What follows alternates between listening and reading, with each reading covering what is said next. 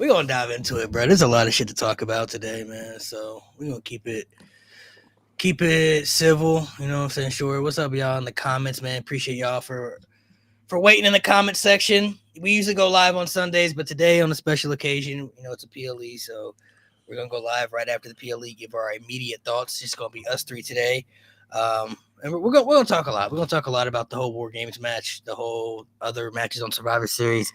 Um, I didn't really have my expectations too high. I don't know about you guys because there's only 4 matches, so I kind of figured the show would, I guess, would be okay at best, but it's showing mid, bro. It was mid to me. There's not really much you can watch on the show that was really standing out. If you catch the highlights of the show, you didn't really miss much, to be honest. I mean, other than that, there wasn't really much that went down on the show that made me feel like, oh, I gotta see this. You know what I mean? Like, yeah, it happened. It happened.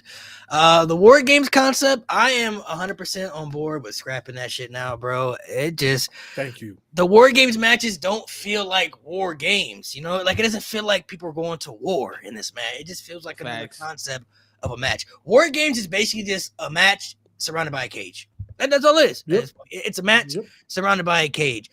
Blood and guts, that feels like War Games. You know what I'm saying? That feels like a match that has enthusiasm, it has brutality, it has violence. You know what I mean? Maybe it doesn't have the story aspects opposed to a War Game, because War Games usually is, at least for the men, they're good at building up the stories, connecting the dots to make it make sense. It's just when the bell rings, it doesn't feel like if this happened back, like if you go back and look at the old War Games matches, the violence was there. You know what I mean? Like if this match happened in 2005, you would see blood and you would see table spots and barbed wire and shit. Like if you're gonna have a War Games match, I get you got to protect the superstars, and everybody. I get that, but it's like when you have certain concepts of certain matches, the expectations are gonna be high. You know what I mean? Like the 100%. Drew and CM Punk Hell in a Cell. That's the first time I felt a Hell in a Cell match felt that type of brutality, maybe since End of an Era. You know what I mean? Like that. That's the first. And End of an Era didn't even have blood in that match, but like you felt the brutality, the violence in that match. Like, it was there. Every other Hell in a Cell match up to that, I mean, you had some spots here and there, but it just was a Hell in a Cell. You know what I mean? It just was a regular match at that point. I feel like for War Games, if you're not going to have that type of enthusiasm sticking out, I don't feel like it should be a concept anymore. Just go back to what Survivor Series used to be in the old ways. So Survivor Series it's really been lackluster for many years now, man. Like 100%, bro. It used to be an exciting Big Four. You know what I mean? The last time I probably felt happy for Survivor, maybe 2016 was like the last time I felt happy for a Survivor Series show. Yeah. Everything else after that was kind of just like, yeah. I mean, 22 was good. 23 was good. I mean, when they brought the War Games concept, it was cool, but it was like, it's no different than NXT. NXT, I think it had more exciting matches because they had more spots, but like, the same concept. It's the same concept with NXT. Every year, Undisputed Era versus somebody. We're putting them in there, and then they're going to face somebody, and we don't know who, but it's going to be these guys versus somebody else. Every year, it's Bloodline somebody, besides 1 year, and then it was Judgment Day who filled it was Team Cody Judgment Day. Either you have a faction versus random people, or you have people within a faction teaming up with other random people to face other random people. And that's basically what it is. So for me, I thought the show was mid. The women's War Games match, I probably felt this might have been the poorest one they've had. I'm not gonna lie to you. Like it was. Yeah, I wasn't that into. It wasn't much there besides the ending. Besides that ending with the, like the EO spot with the trash can was cool. I did like that, but I like Lash getting some shine. Lash looked really good in this match. I thought I think her coming out last was a good decision. That was kind of interesting. Even though she got no pop, but you know what I'm saying? She's still new to the roster, so we'll give it time.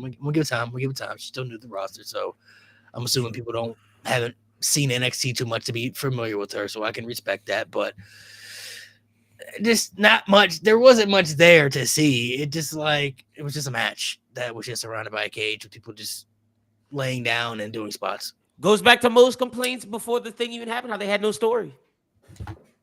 I've been telling y'all since last year, and I'm so glad Malik has finally come to this side, man. Get rid of War Games, bro. Keep it as a concept, like keep it in your back pocket. Like, okay, we got a big feud going on. Like, there's these teams that they can't, Then you bring out War Games, but forcing these teams together for no reason. The problem is, though, the TKO exec just came out and said that like they're trying to move away from Vince McMahon created pay-per-views, and like War Games is something that Triple H brought back that Dusty made. So like I don't know if we're gonna get the traditionals because like he either wants them to make new things or just move away from the Vince stuff. So it's like it's very tricky because War Games is something that Dusty made, but that Triple H brought back. So I don't know if it's gonna go anywhere, bro. Real shit, because he came out and said that like a week ago. Oof. It probably won't. I mean, he didn't even put Money in the Bank back on WrestleMania, so it's probably going to be a theme for Survivor Series now. Unfortunately, I mean, I wouldn't mind it. Sold out show too. I wouldn't mind it. I just want to see War Games mean something. That's all. Yeah, have it mean something.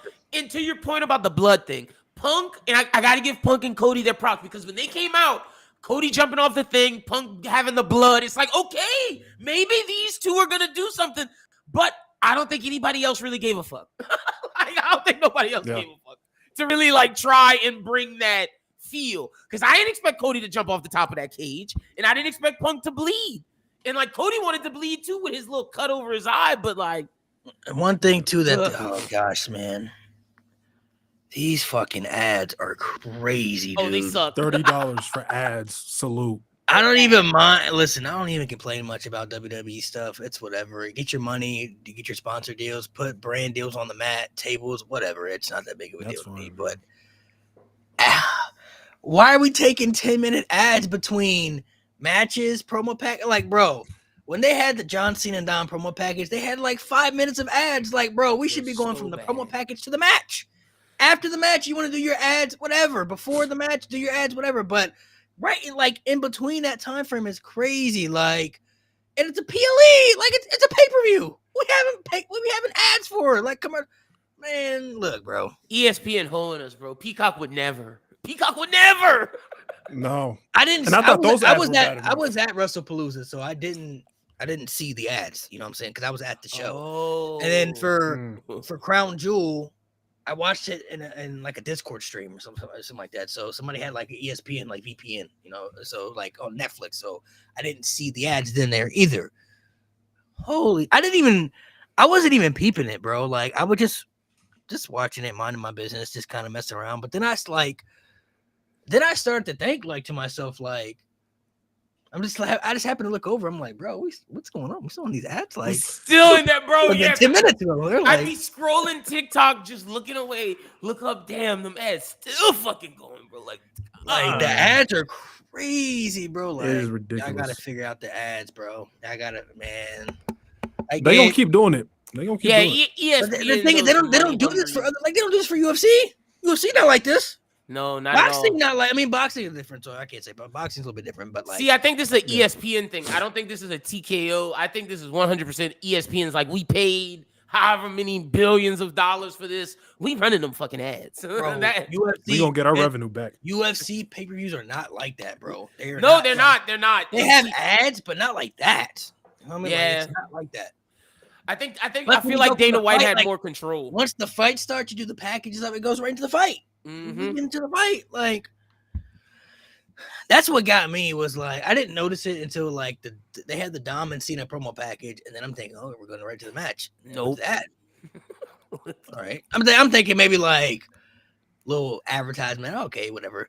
But I'm just happening to just doing my. I think I was eating or something, and just happened to look over. I'm like, bro, it's been like we're still doing this. Yeah, still going. And then after the ads ended, they gotta do all these promoting and shit. I'm like, nigga, what is going on, bro? Get to the match. We're like, you already did the promo package. Do that before the match, and then like do the match promo package. Like, because after the ad, you gotta get the WWE promo of promo in WrestleMania or the shop. You gotta. Yeah. You gotta. Who's in the crowd tonight? Oh, look at this. Like, there's Lil Yachty. Yeah, I was just thinking Lil Yachty. Shout out Yachty though.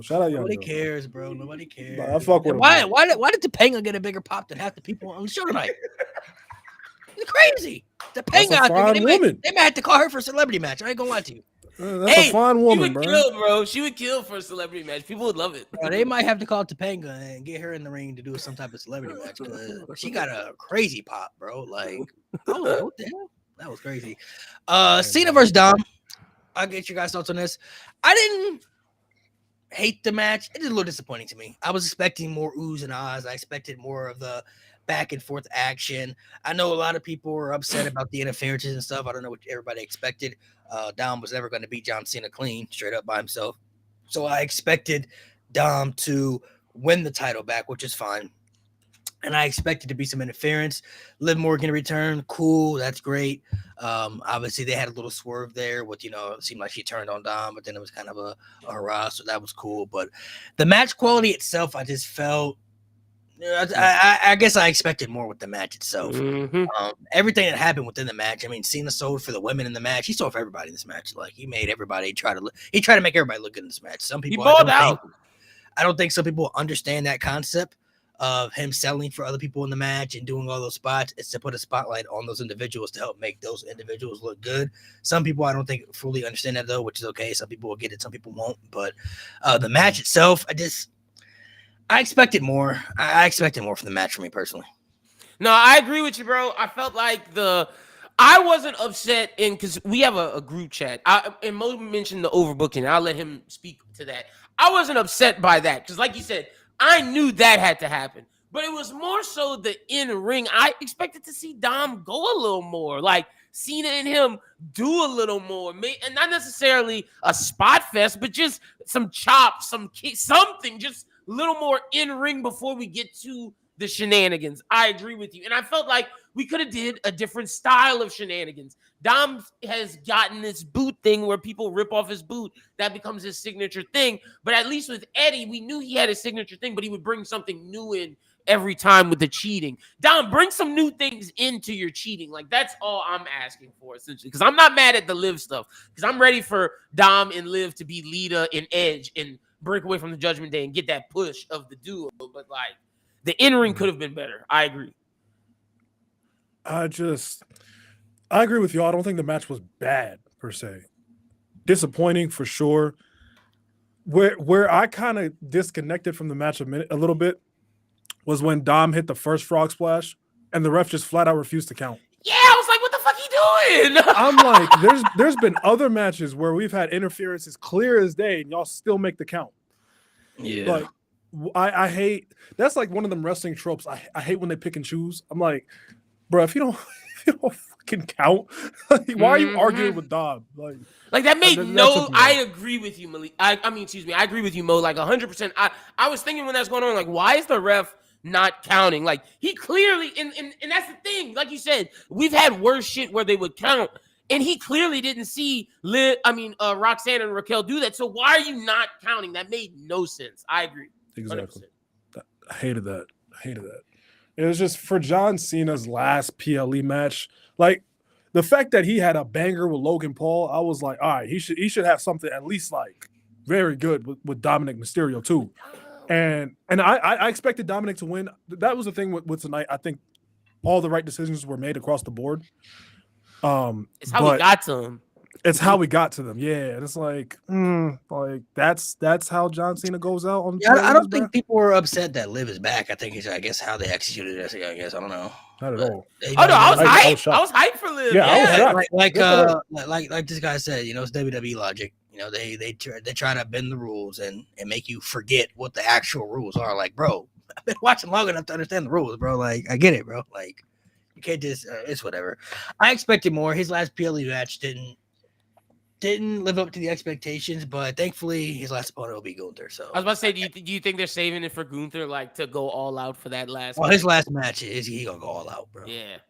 I wouldn't be surprised if he hit a springboard stunner and do all types of shit in that match that we hadn't seen him do in 10 years, bro. Like, it's last match ever. It's gonna be a 30-minute banger, bro. Yeah, and Gunther is the right person now that we're seeing how everything is played. There is nobody else in this bracket that should be winning other than Gunther now, bro. That deserves it. Not at all. If I can live with LA Knight, I wouldn't be opposed to that. If they gave it to LA Knight, I'd be cool for it because he does kind of need a little something. So I'd be like, okay, if they want to kind of give him a little bit of a rub, I can respect that. But like, It better not be Jey Uso or Solo Sikoa. That's for sure. Right. Hey, who you more If mad it's at? Solo Sikoa. I'm not gonna let you do that. I'm more Hey, mad by at the way, Jay. I'm more mad at Solo- Jay than Solo. Solo in the last 2 years has been John Cena, Cody Rhodes, and Roman Reigns. Yes. What kind of shit is that? If it's Solo Sikoa, I'm gonna get on this podcast, call Triple H certain words that would get this whole shit strike down. Who would And you I rather don't think take, I'd watch Solo the or product Jey again. Uso? I want to see Solo, Death. bro. I'd rather see Death. Solo over Jay because at least Solo funny. I'd rather have death. Give me liberty or give me death. Like, Honestly, ugh. bro. Oh, man, I feel like LA Knight would be the second coolest option. He My original options would have been Oba or Braun Breaker, but obviously that's not going to happen. So, based off the Braun would bracket, have been great. Gunther has to be the best option. You know what I'm It's saying? Gunther, what LA they- Knight, and a cliff. What they did with Braun today, though, it makes me okay with that. He's not his last opponent, though. So, I'm glad they didn't do what He they did. said that a cliff. It's a cliff, bro. It's LA Knight, then the drop off is huge. But and then wait, let me trip you out. It's Solo, and then the drop off from Solo to Jay is even bigger, my guy. Like, Yo, how crazy is That's that? hell. Matt Thunder 77059 just said that, bro. How does Solo pin Cena, Roman, and Cody still not over? still not over. It makes no sense, Because bro. he sucks. Because he sucks. Hey, I don't think he sucks. It's just he Mhm. doesn't give main event type vibes. You know what I mean? Like All right. when he was in the You know what? Bloodline, I'll give you that. when he was in the Bloodline, he fit very well. You know, as the enforcer, I liked him a Yeah. lot as the enforcer. Like it fit well. He was believable for that spot. You know what I mean? But like, I don't know if he was the right guy for the long term though. Like he was cool for that position, but once that position was over with, it's like okay, like. How can you possibly level up further? If that had been like Jacob or something, it'd have been different. You know what I And mean? see, that's the thing. The issue is when he became leader, Jacob came in and outshined him so much. And the thing, Immediately. and the thing is, if Solo would have found his comedy gimmick, like in the beginning, if he'd have had it right when, let's say, him and Jacob first start, it may be different. Because when Solo starts saying, "Oh, we got the front row tickets," and doing that shit, that's when people start to vibe with him. But like you said, like with Jacob being there in the beginning, it was doomed from the beginning with Solo trying to be Roman Reigns 2.0 because that's not him. He is not the stoic guy. Like it's not him. Then we had Stephanie versus Nikki. That match went the way I thought it would. That's a special happened with that match. Garbage. I feel. Nikki I mean, Bella off my Nikki TV. did better than her last match with Becky, which was good. I was The bars in hell. It's not Stephanie's fault. I just feel like I don't even think it was Nikki's fault either. I just feel like it didn't feel like anybody was into it though. I didn't True. feel like anybody was into the match. Like even when they were doing stuff, doing moves, it just felt like. But other than that Stephanie move that she does, that's popular, Devil's Kiss. It didn't feel like people really were like caring much. Just kind of like, oh, this match is here. That's a fact. It was the bathroom match. It was I'm gonna go do other stuff while this is going on. It got the pop for the Devil's Kiss, which I feel bad for Stephanie because Stephanie's so good in ring. She's more than just that fucking move. But you got people in the crowd doing the faking, smacking ass chants. You got people saying my neck. Like that's what they care about, bro. They did not care about anything else in that match besides that. Which is sad, man. It's sad. It's so sad. Yeah, I think Stephanie's fantastic. She's good, but I think, but to Malik's point, nobody cared. Like, I think this goes back to Triple H sucking booking these women. He has to give her a good feud. Like we saw that with Io. He wasn't giving Io good matches and good feuds. Like he needs to give Stephanie a good feud. I just feel like too. People can say what they want about Nikki Bella, but it's like she gets big reactions though. So it's like, of course she's gonna be featured in spots. She gets big reactions. It's like I think people who like Nikki probably don't really care what her matches look like. They just like Nikki Bella from the Divas era, total Divas era, like that. Like I think we also got to remember too, for certain wrestlers, everybody's gonna have different connections with certain wrestlers that maybe we don't understand. You know what I mean? So it's That's like true. with certain wrestlers, maybe you look for match quality, cool. If you're looking for characters, cool. Maybe people are looking for both, but it's like with certain wrestlers, it goes back to the Jey Uso thing. I genuinely feel like people who like Jey Uso could care less how good his matches are. I don't think they like Jey Uso because of his match quality. They like Jey Uso because they think he's cool. I think people like Jey Uso because if they were a wrestler, they would want to be him. Like he's cool. He's a cool guy. Like please don't throw on the boots. He has a cool entrance. Yeah, he has a cool entrance. He has a cool presentation. Like he has a cool. His presentation is what makes him cool. Is what I'm saying. He has a cool presentation, and I think that's what people. Oh, his presentation's amazing. Yeah. No, you are absolutely right, Malik. That is why people like him. I'm just geeked out. Mo said, "Don't pick up the fucking boots." Don't take that as inspiration, please. Please go watch Macho Man or Flair. Well, I mean, to be honest, though, it kind of shows like maybe you don't have to be that good in the ring to. You don't to be that's facts. You can be. You don't have to be the best in the ring to get over. So. Honestly, bro, I think Goldberg he's the guy who made that a thing. Well, and kind of the Ultimate Warrior. Never mind. Yeah, I was gonna say Warrior. Yeah. Warrior was Goldberg. First. Yeah, Goldberg took it to another level. He was a guy that got exposed for his limited moveset, and people know, especially now. But it's like he's such a legend because of that presentation. That Gold presentation is like maybe top 5 ever. Bro, his presentation I think what was it is good that they were able to spoof it and have a spoof character get over in Gilbert. Yeah. That's what I'm saying. Like his presentation was so crazy. Like people knew that Goldberg matches were protected for a while, and once they stopped doing the squash matches, now you're like, oh, okay, well he's very limited in the ring. Which honestly, I'm gonna defend Goldberg here for it. It isn't all his fault because they threw the nigga in the fire before he was even ready. And he talked about it, bro. Like they put him on TV before they didn't even train him. Yeah. He said he begged to be. If you believe him, because he be exaggerating, but this is one thing that's consistent. He did not get trained, and he asked to get trained, but they put him out there. They're like, "Nah, fuck that. You gotta go." Like they only taught him certain things, but they put him on TV before he was even ready. But he started getting really, really over because he had a presentation that was believable. Like he has a believable presentation. Like when he went out there and squashed people, and he's doing all that Goldberg shit. It makes sense because he's they gave him like a top 3 entrance ever. You know what I mean? Like the entrance alone is like ridiculous. You know, so it's like when he sucked in that smoke and blew it out, it was like that's cool. That was cool as fuck. I think the thing with Goldberg is I think the problem with Jey Uso and what they did right with Goldberg, like you said, was protected, and they pushed out what they showed what was great about Goldberg, and they hid the bullshit for the most part until he got to WWE when they started having him wrestle a bunch of long matches with Triple H especially. Jesus Christ! But then with Jey Uso, they just have him out there doing long ass matches damn near every time, and it's like, nigga, you can't do that. Well, I mean, that's something you got to figure out then. Like, you got to have, not all your matches can be short. You can only do that style for so long before people want something different. You know what I mean? Like, Goldberg is like Brock Lesnar just without the skills. Brock Lesnar got the skills. Exactly. Brock Lesnar and Goldberg have the believability, dominant aspect. Brock Lesnar can also wrestle 60 minutes if he wants to. If he wants to. Yeah. If he wants to go, he can go. You feel me? Like Goldberg can't go to Japan. Brock can go to Japan. Hell yeah. Like Brock would. Goldberg did matches in Japan, but Brock with Hart, man, that's a different. That's a different monster. Y'all wouldn't hear the slander y'all hear from me if Brock was like that most of the time.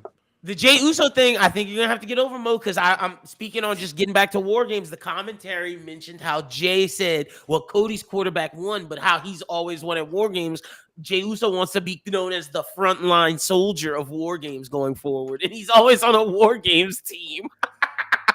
That's cool. I'm going to just keep clowning him. Okay, to talk about Jey Uso for a minute. The thing with Jey, I feel like there's unfair criticism, but there's also fair criticism at the same time. The unfair criticism is that people wanted him to get that spot, and then when he got the spot, they were upset about it because of how he got it.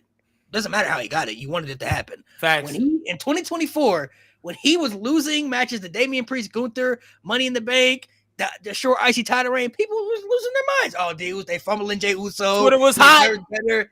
He's one of the most popular guys on the roster. Like, he deserves better. Then he won the Royal Rumble, and then it flipped. Everything just changed from that. Like, oh my God, he won the Royal Rumble. This is crazy. He's not believable enough. It's like, bro, y'all put him in that position to get that over. The fans are the ones that made Jey Uso as popular as he did. WWE didn't sit there and try to build Jey Uso up and say, okay, we're going to try to make him one of the biggest stars on the roster popularity-wise. That happened because the fans made that happen. And y'all were begging WWE because he was like top 3 merch sales at one point. He was y'all number were 1. Begging WWE. Y'all were saying that you're only using Jey Uso for merch sales and advertisement. That's it. He's in the Slim Jim commercials. He got a new colorful t-shirt every single week, new glasses and everything. You're only using him for that spot. Okay, how can we figure out how do you finally use Jey Uso? They gave him the Rumble win, which was shocking. Nobody saw that really coming. Okay, it was an opportunity, and I felt Jay deserved that opportunity. Okay, he's over. Yeah, he earned his shot. Let's see what he can do. Afterwards, different story. That's when things started to fall off and everything, and I can understand that. That's where the fair criticism comes from.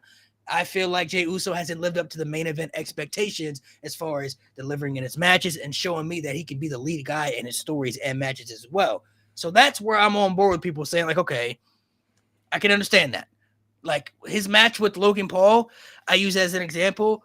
Oof. If you can't lead somebody like Logan Paul in a match to have a good direction, can't be main event, a match to make it good, I feel like that's where you're showing the holes in your game, because when Logan Paul has matches with John Cena, Cody Rhodes, Roman Reigns, Seth Rollins, all those guys had good matches with Logan Paul, and all those guys were able to lead those matches and stories.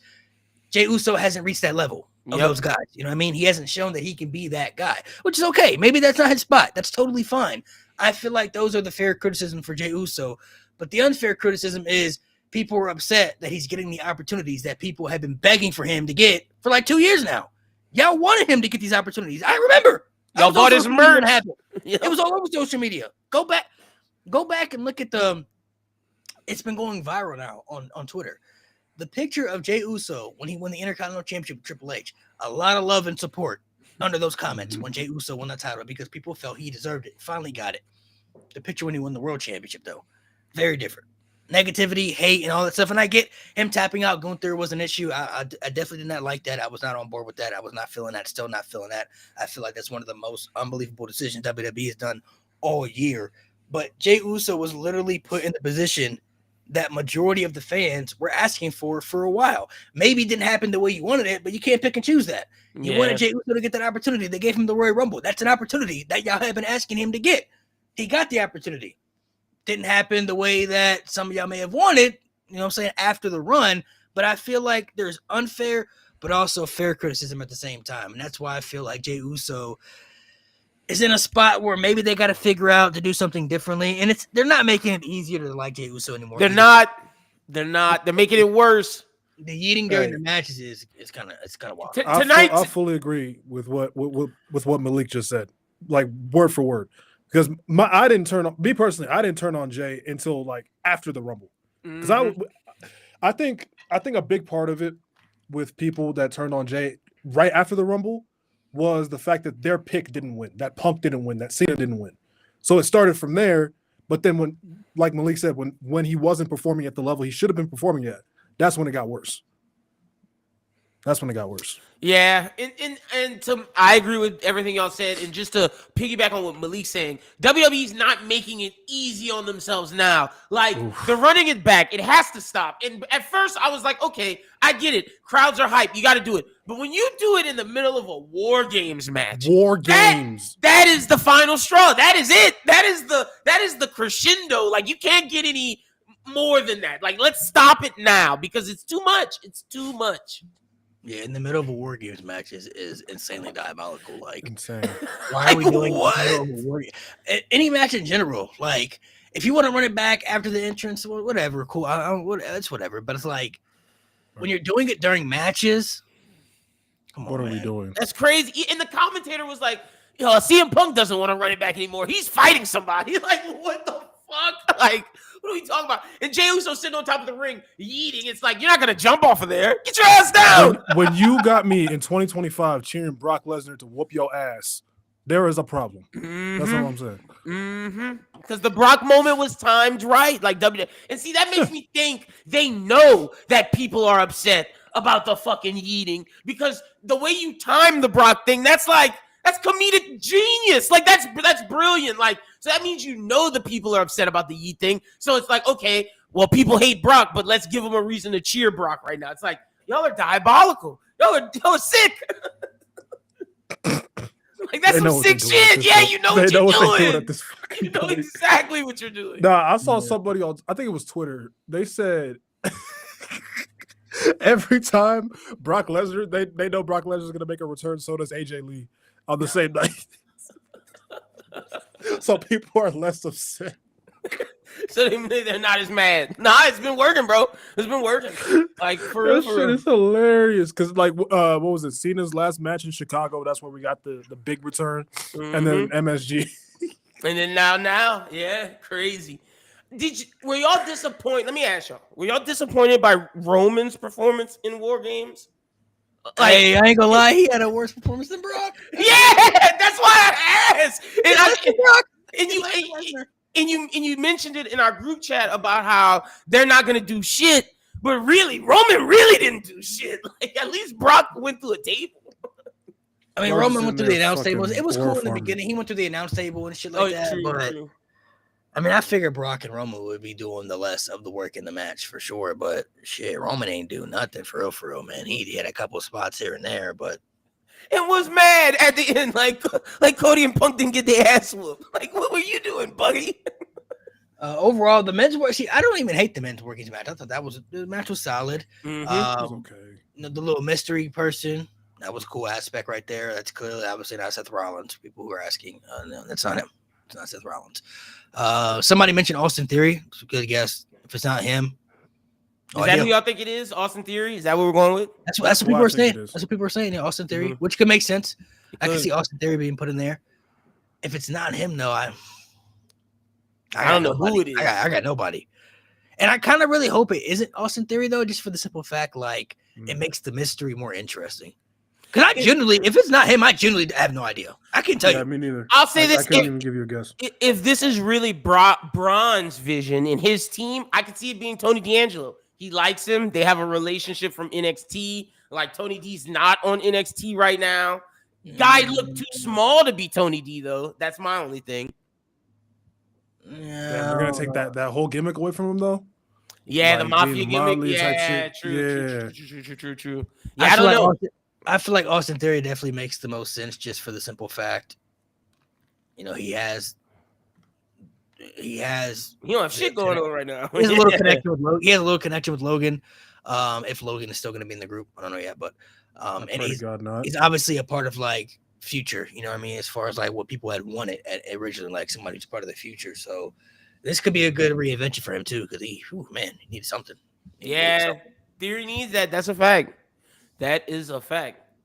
What's the question? If you leave the cage, you forfeit the match. Yeah, I thought so, Matt Thunder. WWE just once the bell rings. It was they kind of used that loophole smart because Roman didn't enter the cage yet, so Brock could have left at any point and did what he needed to do. So, got you. Really, a Samoan? It probably is.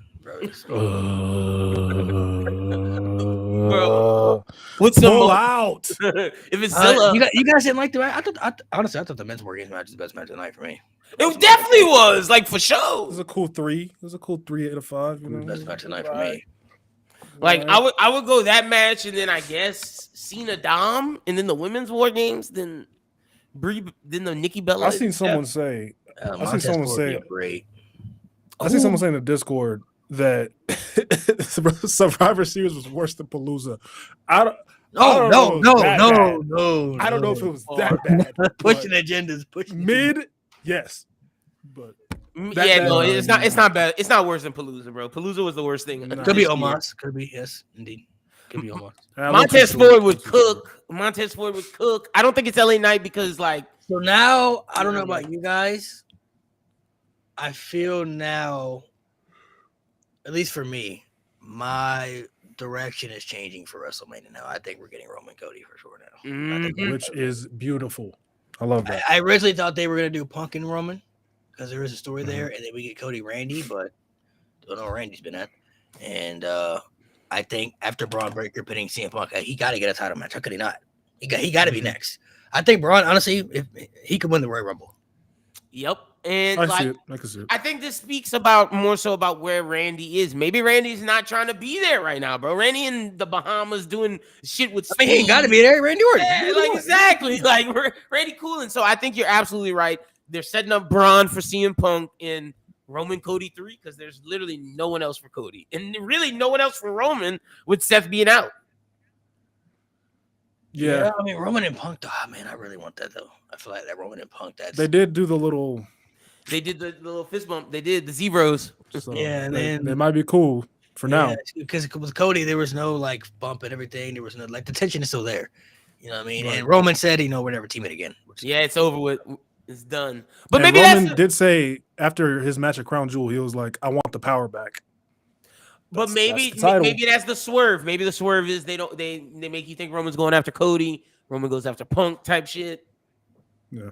But then it's like, what do you do with Braun Breaker though? It's like, Braun has to go after a belt. I don't see Braun going after Cody's belt. Roman Cody 3 too early. Nah. What? What's so early about it? I don't know, bro. I ain't gonna lie. I ain't gonna lie. Looking at it from hindsight, if I could have rearranged WrestleMania 41's main matches, that would have been my main event for this year too. Cena and Gunther. Cena would have never turned heel, and he would have faced Gunther. See, I would have did Roman Cody 3 too, bro. I felt like 3 years in a row. That would be history right there. That'd have been the banger. He was. He was talking about that. And The 3 in a row. That would have been cool as fuck. Yeah, 3 years in And a row. bro, here's my thing with people as well. What is exactly the problem with us getting a rematch for that match? They literally had 2 back-to-back top 5 WrestleMania main events. Mm-hmm. You can argue the second one is the greatest top ever. 5? You can argue that the second one is the greatest ever. You could make that. The second one is the greatest ever, bro. The first one, I don't know about top 5 though. About that. First one's hard, bro. In-ring wise, the first one is tied. The in-ring wise, yeah. In-ring wise is better than I would say 40. probably, but that's the thing though. It's like it makes it interesting because Roman's now the challenger, Cody's the champion. Do you do the Cody heel turn? It's because I feel like with Cody's babyface arc, it's really kind of getting to a point like you got to do something. There's only so much you can do, unless they want to. I mean, realistically, they may not have to turn him heel. He could do a John Cena babyface arc, where it's just like you just do it. Like for a long time, Cena's babyface arc felt stale for certain people, but it never died out because so many people were dedicated to being John Cena's idol. You know what I mean? Like they wanted to be John Cena. I feel like Cody's kind of the same way. It's like he got the kids. The Make-A-Wish. He does. Yeah. It may get stale. Like with Cody's babyface arc, if they wanted to run it for many years, I truly feel like they could, because I feel like he's this modern day John Cena babyface where it's like he's the superhero for the kids. He fits the role very well. So there may get times where it gets stale for certain people, but I feel like he has a loyal enough fan base where it's like people genuinely are inspired to be Cody. They want to be just like Cody. So I feel like you could run that for as long as they want. It's the same with John Cena. Sure, you heard the mixed reactions for years, like you heard the half boos, the half cheers, but it never died out. The Cena gimmick never died out at any point because it was always believable and people were always behind it enough to make sure that it didn't like get to a point where it's like, it was forgotten. And I think too, with Roman and Cody, I see people in the comments talking about how it's too soon. Does it need a title? Yes. This has all been about the WWE Championship. Their entire feud has been about the WWE Championship. That's number 1. Number 2, since WrestleMania 40, since that match ended, I've said time and time again, the third time it needs to be Cody Rhodes winning clean. It does. Clean as a sheet. He turns heel though. That's different. Yeah, if he does turn heel, then he can't win clean. I do agree with that.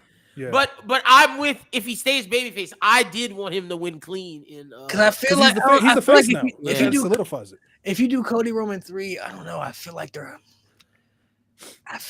has to be something there though. Like if Cody beats Roman, that's cool, but it's like that's it. Like I see what you're saying. If Roman beats Cody, I guess, but it's like that's it. Like, if Roman beats Cody, I ain't gonna lie, we're going backwards. Yeah, we are backwards. We're going backwards, bro. Because he's not gonna be there on Friday. Not facts. I love Roman. I don't need to see another world title run. That's my thing. Like Roman is great. I love him though as this special attraction now. He does not need to be that's fine. What if Roman actually said he going back full time though? Give him all the belts. All right, well, then run it then. If he coming, let's run it then. That'd be fire. If Roman cut a promo in the beginning of the year and said, "I'm back for real. I'm taking it all back," and was there every week. Bet. Let's get it. Give them all. That would be hard because then that would make Cody want to try again. That would just make everybody like hype. I would rock with that. I feel like though, yeah, it just I don't know. I don't want it to be underwhelming for certain people. Like if Cody beats Roman straight up, which I agree he should, that solidifies that stamps the mark. Like we're in Cody's time now, whether you like it or not, whether you're a Cody fan or not, you have to live with it. It's what it is. It's Cody's time. He's the guy. Right. If he just beats Roman straight up though, and they just do a little handshake at the end, it's just like, I mean, yes, but it's like It's gonna be like seeing a Rock 29 type shit. That's I feel like we need something there more. You know what I mean? Like it has to be something. I feel you. Like I would, what I would want, it would be like I would need like Rock to come out to set up Roman Rock next year. He'd have to, bro. He'd have to. That would give me like, okay, that's something. You know what I mean? Like we need something. I don't know why you heard, because Maya Via is happening at the Saudi Mania. That's happening. Keep that old wrinkly bald fuck off the screen. What is this, bro? Come on, you don't want to see Rock and Roman still? Yeah, if we could transport, 2000 Rock, yeah, sure, why not? Final boss, Rock bro. Final boss, bro. Final boss versus Tribal Chief would be crazy. I ain't gonna lie, that's gonna be wild. I'm done with my Via Big Cut the 24. promo segments down though, but I mean, I love watching old Rock. I hate watching current Rock. I feel like that, but that would still be a hype moment though. Like I'm not gonna lie, Rock comes out, does whatever, helps Cody win. Battle contest is crazy. Hey man, if Cody won and then Rock came out and slapped Roman, like you lost to this. No, I'm saying in that real, would be fire. In that real time, if we're being honest, that. in real time, if The Rock comes out at WrestleMania, whether he costs Roman the match or just comes out afterwards, like you know what would be great? Let's say Cody wins straight up, like Mo says, Cody wins clean. Cody's the guy, he's the man. Roman's sitting there. Rock comes out, and now he's looking at Roman like, I don't know if he's a Tribal Chief anymore, bro. Like, slap that nigga. That would be great. Like Rock takes the Ulafala. He's looking at it. He's like, I don't know, man. I think it might be time for you to give it up. You feel me? Of course, Roman's gonna be like, bro, I'm not giving that up. You feel me? Like that's mine. Then you add that friction, like, bro, people will go nuts for that shit. That'd be hype. That'd be hype. That'd get the numbers that they want. Like if they build up Rock versus Roman, if they build up Rock versus Roman for a year, I'm not gonna pretend like I'm not gonna be excited for that. 100%. Yeah, sure. I'm ready for it. Like Rock versus Roman, cool. Yeah, I've been wanting to see it, but it's like the timing has been the issue for it. You know what I mean? Never been good. Yeah. And that's the way you get over having Cody win clean and not having the Roman fans be upset. Like, oh, what's next? That's the way you can appease everybody by. Yeah, because with Roman, it's always about what's next. Mm-hmm. What's next? What are we doing next? I don't know, man. Like if Rock come, I feel like that's the only thing. That's the only way I feel like that would be like something that would give me like, ooh, okay, I'm on with that. And you got a year to plan it out. You got a whole year to build it. You got to be there every week for it. It's like Rock Cena. You got a whole year to make this work. And they did it perfectly with Rock and Cena. When it was time for the build, it was time for the build, and The Rock was there for the build. You feel me? Like we go into the build. It's time to do it. And he did it last year too. When they had the build for their match, he was a part of it. You know what I'm saying? Mm-hmm. Maybe even too much a part for people. People said he was outshining Roman, during that build. So it was more about Rock Cody. Yeah, that ain't Rock's fault because Roman didn't want to show up to work. That ain't Rock's fault. That's a fact. Yeah, Rock was showing up more than Roman at one point. Like, what are we that doing? shit was crazy. Yeah, that's not Rock's fault. Why the fuck did The Rock beat up Cody in his bus, and why was that not Roman? Like, I never understand that. Like, who was fighting for the belt? Roman or Rock? What are we talking about? That entire episode. That was great. Episode of Raw is beautiful. That was, to me, that might have been the best part of Cody Rhodes' chase, honestly. So let me ask you this: The Rock versus Roman Reigns. Is that going to be the biggest match WWE ever has? Like ever? We're talking bigger than Rock Hogan, Rock Cena, Andre and Hogan, Hogan and Warrior. Bigger than the Cody Roman. Bigger in terms of what? It's going to be the biggest match they've ever had in the company's history. Box office wise, probably, but just strictly off name, the biggest match we've ever had. For sure, up there. Yeah. Sure. It's just hard for me. Like Hogan Rock is. I was about to say the only one that could come close is Hogan Rock. Hogan Rock though wasn't the main event. God. It was the main event. In terms of a main event. No, I'm saying in general, like Hogan and Rock wasn't like. It should have been the main event, but like, if you look back on that match, it was the biggest match on the show, but it wasn't the main event match. It was a sellout match, but it wasn't the closing match on that show. You know what I mean? Like, Rock Austin closing matches, Rock Cena closing match. You know what I'm saying? Like Strick versus Career closing match, but like Rock versus Austin Roman, Rock X7. Yeah, that'll be the biggest match WWE's put on for sure. I just wish it would be in America. I can see it. I can see that case, and not being in Saudi, so we could That's see the actual thing. crowd Like, stuff. I would probably go out for that. Like, God. it might be better. It might be better in Saudi though. Crowd gonna go crazy for that match. Oh, They they will. will nuts. They The will. entire match. Crowd But gonna go let nuts. me play devil's advocate because if they know that match is there, are they not gonna be like not giving the interest to other matches that day? Because we've seen that happen. In Oh yeah, they're gonna do that for sure. I think they're gonna do that regardless.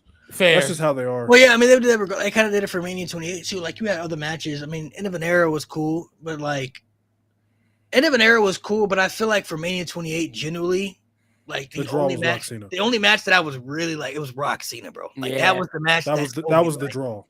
Like I was like, other matches were cool, like Cena, like Jericho and Punk. I was excited for that. You know, I enjoyed it. Sheamus That's a and Daniel grab Bryan, for- I was excited for that before the finish, but like I was happy that was gonna happen. You know, even like Kane and Randy Orton, I was like, oh, cool. You know, that could be a cool match. You know what I'm saying? But like the match that made me feel like I had to watch the show was Rock Cena. You know what I mean? Like Right. that's the match. Like I can't miss this. Yeah. Like that's That's the match what made everybody buy that WrestleMania that year. yeah, like Fact. that was the Everybody match was that made me watching. feel like I have to see this in real time. I have to watch the show. I can't miss it. I feel like if I didn't watch the show, I'd be the one kid that missed out on it. I can't be that kid, bro. Like I have to. That was the Mania where like even the non-wrestling fans were paying. I was about to attention. say, it brought me back. It brought me back for a little Like, bit. I think like I believe that was the highest selling pay-per-view WWE's ever done. And like, this viral. could top Yeah, that. that WrestleMania 28 is the highest bought WrestleMania of all time Yeah, because of that match. But I think Roman Rock is gonna like. It could do it. in terms of just like instant Instagram numbers and shit like that. I think it probably surpassed it because WWE's bigger now than even it was in 2012. Mm-hmm. Yeah, because niggas was tuned out back then. There's a lot more people watching WWE. And the now. fact, And I think The Rock is a bigger star. in Yeah, he Hollywood is. now than he was in Definitely is. 2012. Because in 2011, he didn't. I don't even think the Fast movie. I don't think Fast 5 even came out yet before WrestleMania that year. Wow. Like he's Yeah, a he star even- now. he hadn't even done G.I. Joe. He hadn't done the Fast movies yet. He hadn't done Moana. He hadn't done none of that stuff yet. Like none of that stuff had came out yet. So, Mhm, mhm. or no, 22. No, Fast 5 came out in 2011. So he already was Luke Hobbs. It was and the all that? bubbling Okay. of it. It was. that. Yeah, it was the beginning of the Fast the beginning trilogy, of but, it. Like Mm-hmm. he hadn't done Hercules. He hadn't done Moana. He hadn't done Central Intelligence. Like he hadn't done any of that stuff yet. So like since 2012, he's done way more box office movies. He nigga was a part of the DC universe, even though the shit was trash. But like, yeah, he was. like Adam. Bro, he about to drop a Scorsese movie. Like, oh, he's about to be live action Maui. Like, Rock is huge now. And then the fact that WWE's talked about on First Take weekly now. So it's like, nah, WWE's in the mainstream. And people like the Stephen A's, those like mainstream people, when they hear Rock Roman, they're going to go insane. Like The Rock has that big name. Like he had it then, but I think it's turned up, a lot more since then. He's done so much more things to make himself more box office, more globally. Like by the time, let's see, The Rock's 53 right now. So his birthday's in May. So by the time that Mania happens, he'll be 54. Because his birthday is right before the month after. His birthday, same birthday as mine. It's May 2nd. So He couldn't say that's his retirement match too, which would make more odds. That'll be his go last to match. it. It'll be his last match. Yeah. It should be. I don't want to see him after that. No Yeah, more. for sure. There's nothing else. There's nothing else. No, for him to do. no more. There's nothing else for him to do. No He's more. Announce came it back- before, that makes it crazier.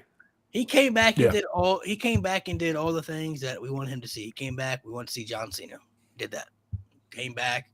We want to see him and Roman. I think we're still going to see it, but it's just taking time for it to happen that way. So, Mhm. number one, I think I agree with that comment right there. The last one, numbers wise, potentially the biggest as it relates to who are the participants. Probably not. It's just that's hard. Roman Reigns Depends. and The Rock. That's huge. Yeah, and John the thing, Cena and The Rock. and the thing, Hogan and The Rock. the thing is, Roman Reigns has built Just in his terms of name name, up to catch up to The Rock. Like that's And the I thing. think Roman built his name up to that. Yeah, Roman has built his. That's the thing. Roman's built Yeah. his name up. Yeah. See, we've only talked about Rock, but when you look at the Roman side, Roman's no slouch. Roman's the reason a lot of people are watching. Facts. Nowadays. Facts. So to give him that credit,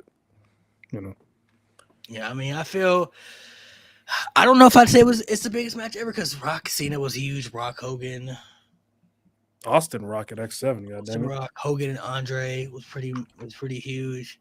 Yeah, that shit. What show was it? I think it was called the main event. And I'm gonna say They Cody did Roman. 33 million It for, brought people for back. Hogan Andre. That shit's crazy. On a fucking TV show, they did 33 million for Hogan Andre. I think it's pretty undeniable though. I mean, The Rock is got to be the biggest star company's ever had. I mean, he's had the biggest matches the company's ever seen. Rock, Austin, Rock Hogan, Rock Cena, Rock Roman. Yeah, He done fought all the time. He done fought all the faces of the company. All the faces of the company before him, during his time, and after. He done fought them all. The biggest star. He didn't fight Bruno though. No, just one. in the WWE regime, yeah. I mean, he had Hogan, he had Austin, he had Cena, and now it's about to be Roman. Had Roman.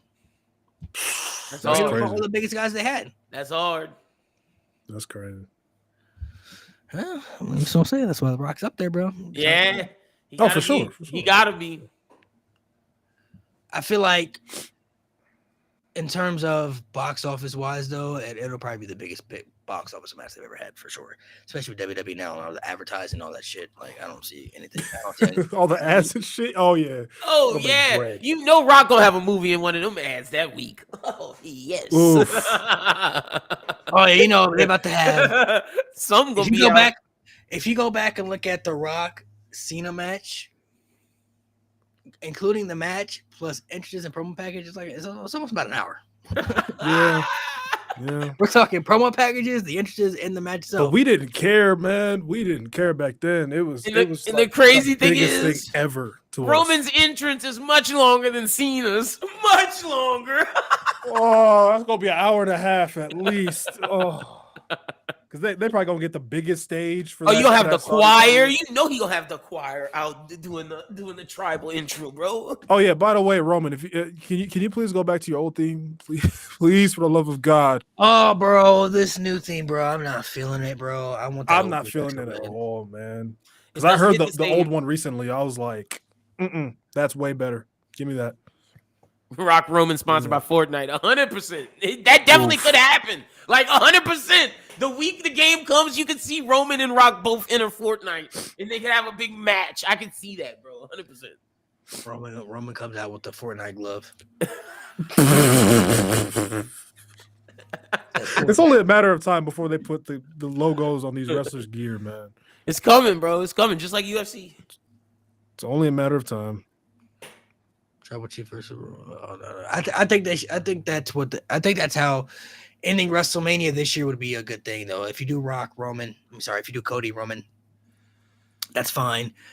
I feel like though having Rock come out to set up that's a good way to end the show, and then we're finally getting to that conclusion. Like, okay, finally it's gonna happen. Like, there's nothing else. There's nothing else stopping it from this point. There's nothing else besides if The Rock doesn't want to do it, but. It's kind of poetic, too, because when you look at it, it's like, okay, like Mo said, you have Cody win. That stamps Cody as the new face. Now it's setting up, honestly, what's left for Roman Reigns to do after he fights Rock, if we're being honest. Like, the rest of the year, I mean, he could just do. No, I'm just talking about, I'm just talking, like, career-wise. Like, not saying that he could stop, but that officially will put him in the part-time-wise. Yeah. That's it for him. I feel like it's the same thing with John Cena. John Cena's pinnacle was the Rock match. After that, I mean, he did other stuff after that, but it's part-time time now. Like, solidified him. Like, he did other stuff after that, and was there for a little bit full time after that. But like, that's the highest Cena. That's John Cena's highest point of his career. Like, that's the highest you can get. For Roman, I feel like that's it. Yeah, that's it. I agree. And I feel like after that, you'll have the Seth match, because obviously they'll want to do Seth versus Roman at some point. Yeah, Seth and CM you can't not tie that Braun. But that'll be the pinnacle. And see, Braun might be towards the end where he's like, all right, I'm passing it to you now. Like, legit. I think that's what annoys me the most with Roman being part-time, because I've said this before. I love Roman in the ring. Like, there's so many matches I'd want to see him do, just like random-ass matches, but he won't because of his schedule. So...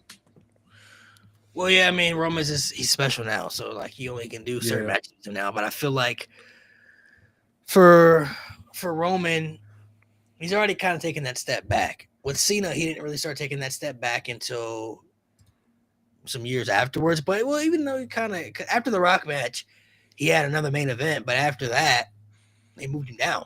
You know what I'm saying? He was doing mid card stuff. It wasn't main eventing as much because they obviously knew at that time who they wanted up next, and it was Roman. You know, like he's our next guy now. And I think it was probably easier for Cena. I wouldn't be surprised if Cena, like, during that time, this is the pinnacle we get to. I wouldn't be surprised if he's like, look, man, I may got a couple years left, but you got to figure out who you want next. Because I ain't got much longer, bro. Like, you got to figure it out. Who's up next? You know what I mean? Like, after this Rock match is the biggest we can get right here. Can't get any bigger than this.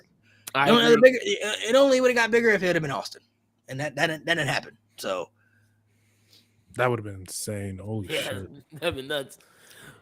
Take one OG, cult of personality, head of the table. It's OG, head of the table. Give me OG. Y'all taking all OG cult of personality? Y'all don't like the new one? I don't mind this. I hate the new one, bro. I don't mind it. The OG cult of personality, bro. That's top 2 to me. That's top 2 WWE themes, bro. I agree. OG cult of personality is fire, but the way I'm looking at it, I don't mind the new one, but new Roman Reigns thing sucks. Like, give me the OG. It's just dry. Like, it don't have the same vibe. He got Def Rebel off a Def Rebel song, which is crazy. Is Stone Cold's Pinnacle Mania 17? I would say probably. That's arguably his best match. You can argue. Yeah.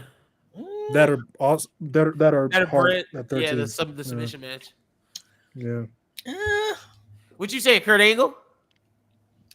No, that's a great one. That one don't get enough love. Kurt Angle, the Stone Cold Kurt Angle SummerSlam 01. Oh hell no, that's not his best match. I wouldn't say his best, but that's his best match for sure is WrestleMania 13. Not even close. If you ask me. That's Brett, huh? Yeah. That's Brett. I probably agree. Yeah. Mania 17 is probably his biggest match, but his best match is Mania 13 against Bret Hart, for sure. For sure. Close second would be, to me, I mean, Mania 17 is cool, but I think his second best match is the 3 Stages of Hell against Triple H. Good cook. Ooh. Good cook. Ooh, I ain't mad at that. Cook. Let me ask y'all. Wait, since we're doing best match, what do y'all think's Mick Foley's best match between? I'm gonna give y'all between the Randy match, the Edge match, and Triple H. Which one do y'all say is Mick Foley's best one? I'd say Triple H. Personally. Triple H, Randy, and Edge. Then Edge. Okay, gotcha. Yeah, I got same order. Gotcha. See, for part of me wants to put the Edge match second, but that Randy match is so good. That Randy match. I feel like I put Randy on the map. People gonna I feel like the Edge match. You don't like the Fire match? You hate? No, don't do it. It's great. But I think those two are just comfortably better. Fair. That's fair. That's fair. I'll say that. No, Edge and Foley is a great hardcore match. It's just the other two. Yeah. It arguably put. I don't want to say it put Edge on the map, but it kind of solidified Edge too a little bit.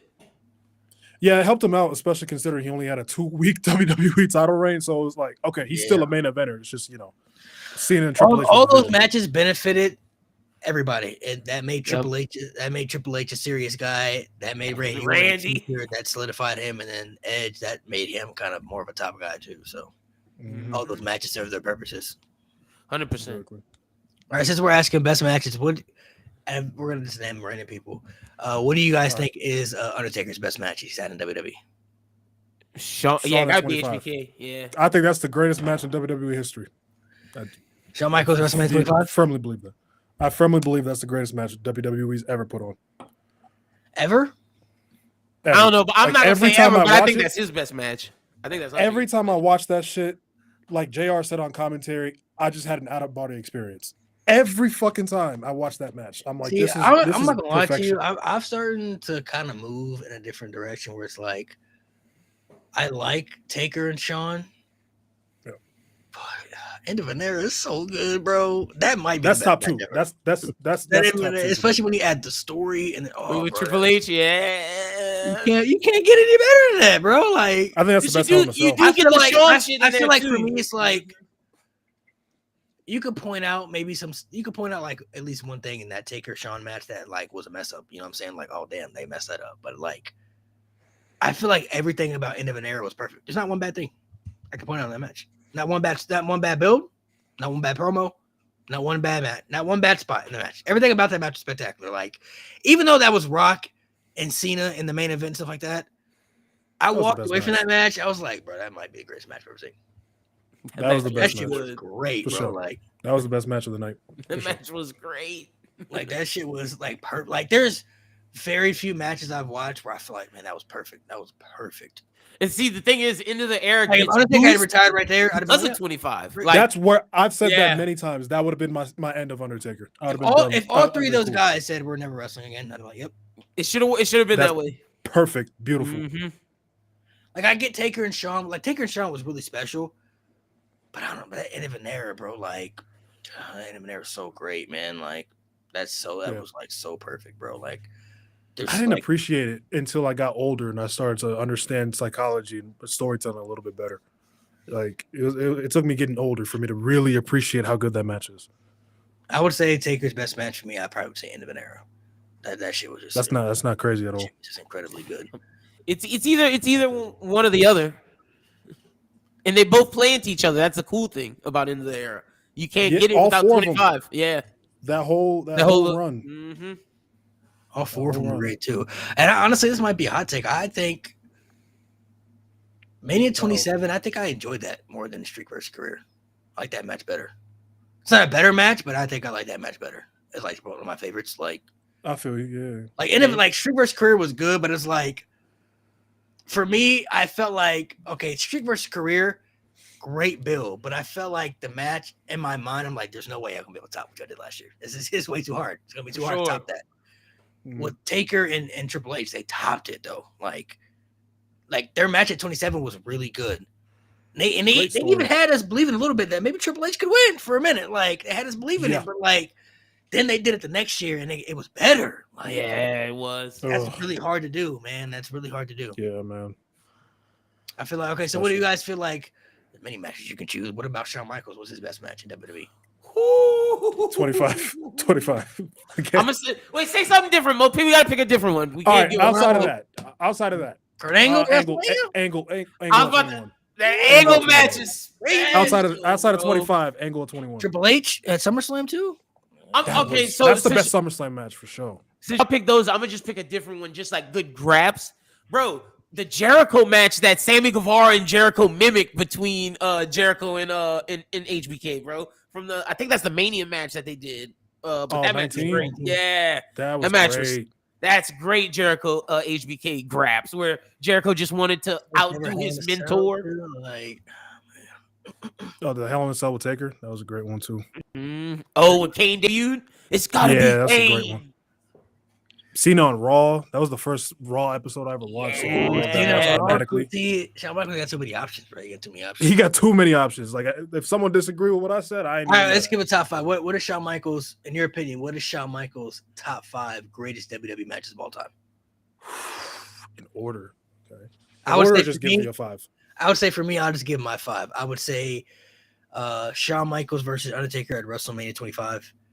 Shawn Michaels versus John Cena on Raw in 2007. Shawn Michaels return match against Triple H at SummerSlam in 2002. Yep. Shawn Michaels, Kurt Angle at WrestleMania 21. And then that last one. That last one, man. So many directions you could go. I mean, the first ever Hell in a Cell was really good. Destruction. Ew. Yo. First ever Hell in a Cell was really good. I think his match with Bret at Survivor Series is really good. Ooh, the ladder match against Razor. 92. Yeah, the ladder match against Razor's fire. And then the hour long Iron Man match, bro. You know what? To be different, I'm gonna say Ric Flair WrestleMania. That's a good call. That's a great. Call. That shit was masterful, bro. The fact that he carried Ric Flair at 6 years old in a match that was that good, match of the night, probably crazy. All right, I got mine. I'm gonna go. And the story aspect within that match too. Ooh, man. Beautiful storytelling. Of course, I gotta say, Taker and HBK. I'm gonna say Angle HBK WrestleMania 21. I'm gonna say the Jericho HBK that I brought up. I'm saying the Elimination Chamber Like the one with RVD, okay. with Triple H. Yeah, bro, that shit was crazy. So, and then I'm gonna say the Razor Ramon ladder match, the one that revolutionized the game, because Malik, that was a good call. I like that. 95. Yeah, it's got to be the SummerSlam one, the 95. Okay. Yeah. I'd say Taker HBK at 25. It's just like the obvious choice. Angle 21. Cena on Raw.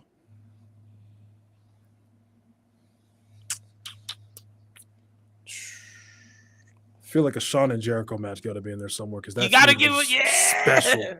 Ladder match special. Yeah, I'm thinking probably No Mercy 08. That ladder match is so fucking good. Let me give you one more. Probably Shawn and Razor SummerSlam 95.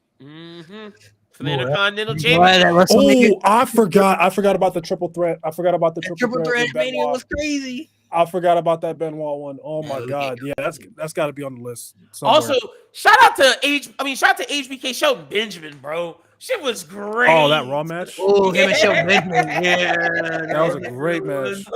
In 2005, that shit was cooked.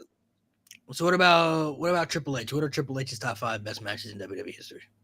The Foley Street fight got to be one of them. Like, that's got to be one. Yeah. I would say one or two for me. I would say Mick Foley Street fight, end of an era. Yeah. Hell in a Cell. Shawn Michaels SummerSlam. I would say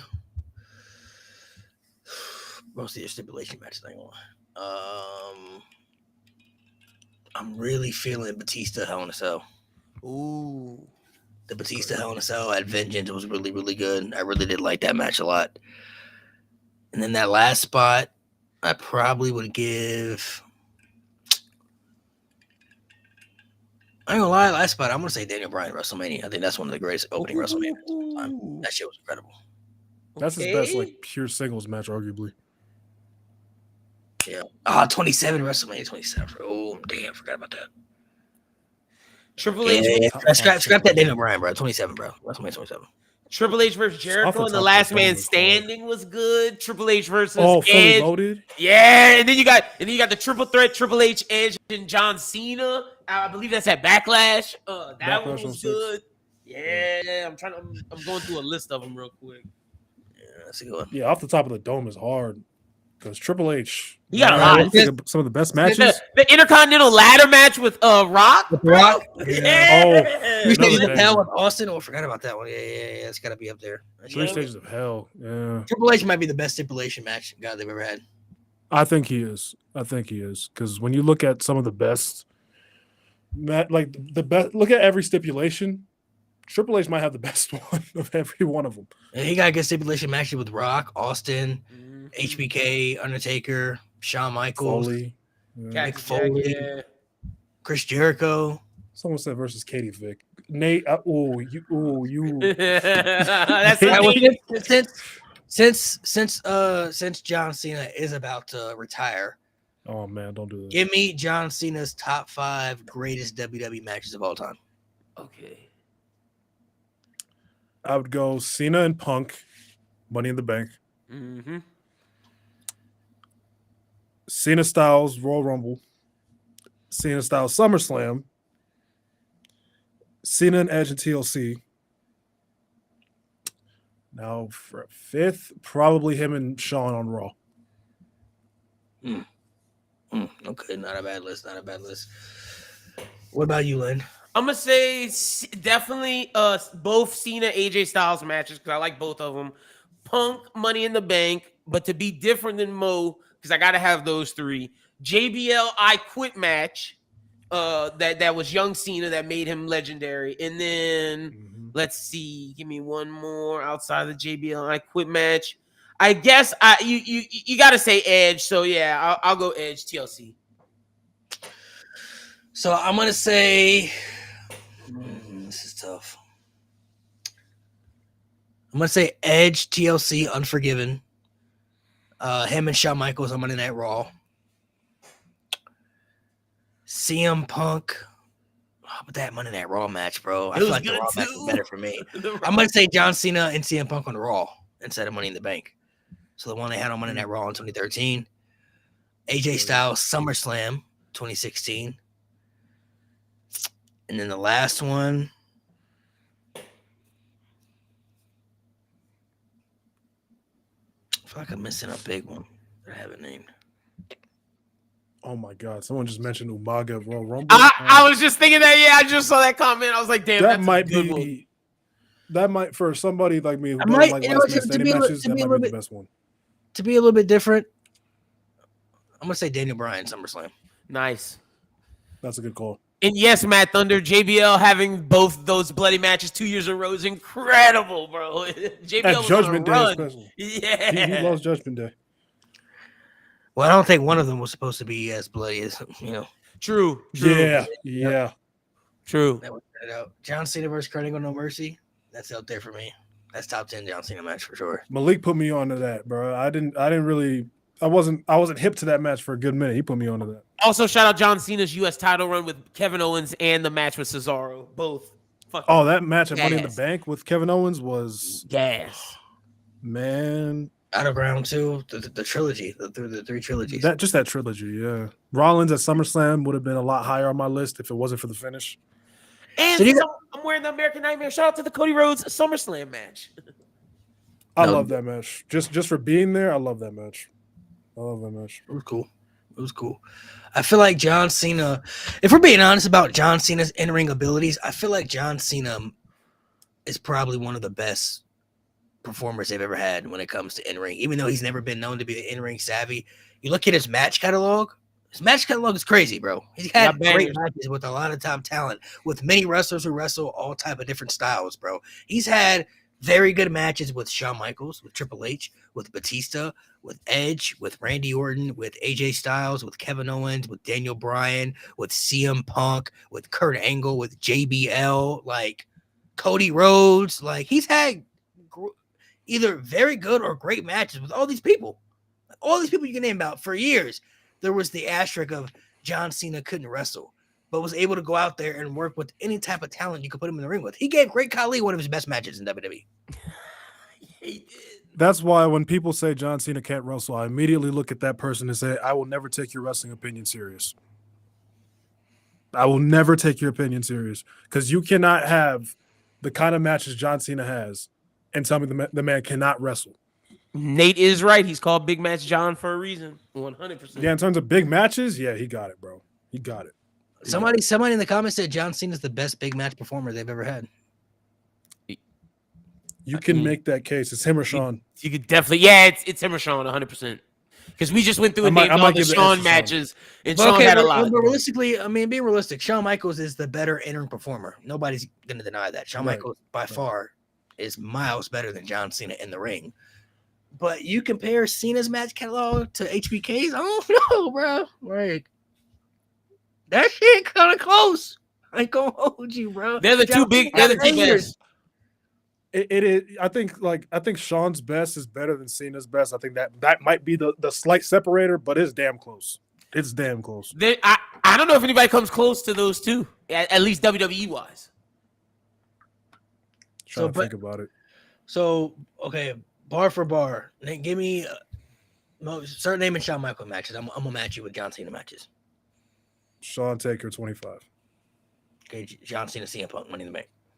Okay. Shawn Angle 21. All right. John Cena, JBL, I Quit match. All right. I said Shawn Angle's better there, but that's I'm just saying. I'm just naming matches. Just name matches. Just name bangers. Just name bangers. Okay. Heat for heat. Shawn and Flair 24. That's a good John Cena, AJ Styles, SummerSlam. Yep. Shawn Triple H at SummerSlam. There we go. John Cena, Daniel Bryan, SummerSlam. Okay. Shawn and Brett at Survivor Series 92. That's a really good one. John Cena, Shawn Michaels, Monday Night Raw. All right. Shawn and Razor, SummerSlam 95. All right. That's another good one right there. To be a little bit different, let's see who haven't named John Cena versus Randy Orton, I Quit match. I forget about that match sometimes. We didn't name any Randy Orton matches. When I'm trying to think of some 90s. Ooh, Shawn and Mankind, Mind Games. Good call. That's a good one. I need some 90s ones. John Cena versus Batista, SummerSlam. Banger. Fucking banger. Love that match. Shawn and Triple H on Raw to close 2003. Cena Rock, WrestleMania 28. You sure you don't want to talk about 29? No, just No. The Triple Threat, Mania 20. Fatal 4-Way Backlash 2007. The Triple Threat at Backlash 04. Triple Threat Survivor Series 09 with DX. That's a good one. Trying to think of more from Shawn. Shawn Angle at Vengeance 05. John Cena, AJ Styles, Royal Rumble. Okay. We go. See, it's like, oof. We go. Shawn and Randy from Survivor Series 07. John Cena, Cody Rhodes, SummerSlam this year. Shawn and Jericho, WrestleMania 19. John Cena, Shawn Michaels, WrestleMania 23. Shawn Jericho, No Mercy 08. John Cena, Triple H. I won't even say WrestleMania. I'll say Night of Champions. I like that formally. That's a good one. I remember my uncle buying that pay-per-view. That was a great one. Streak versus Career. I'm surprised I didn't say this already. John Cena versus Umaga, Royal Rumble.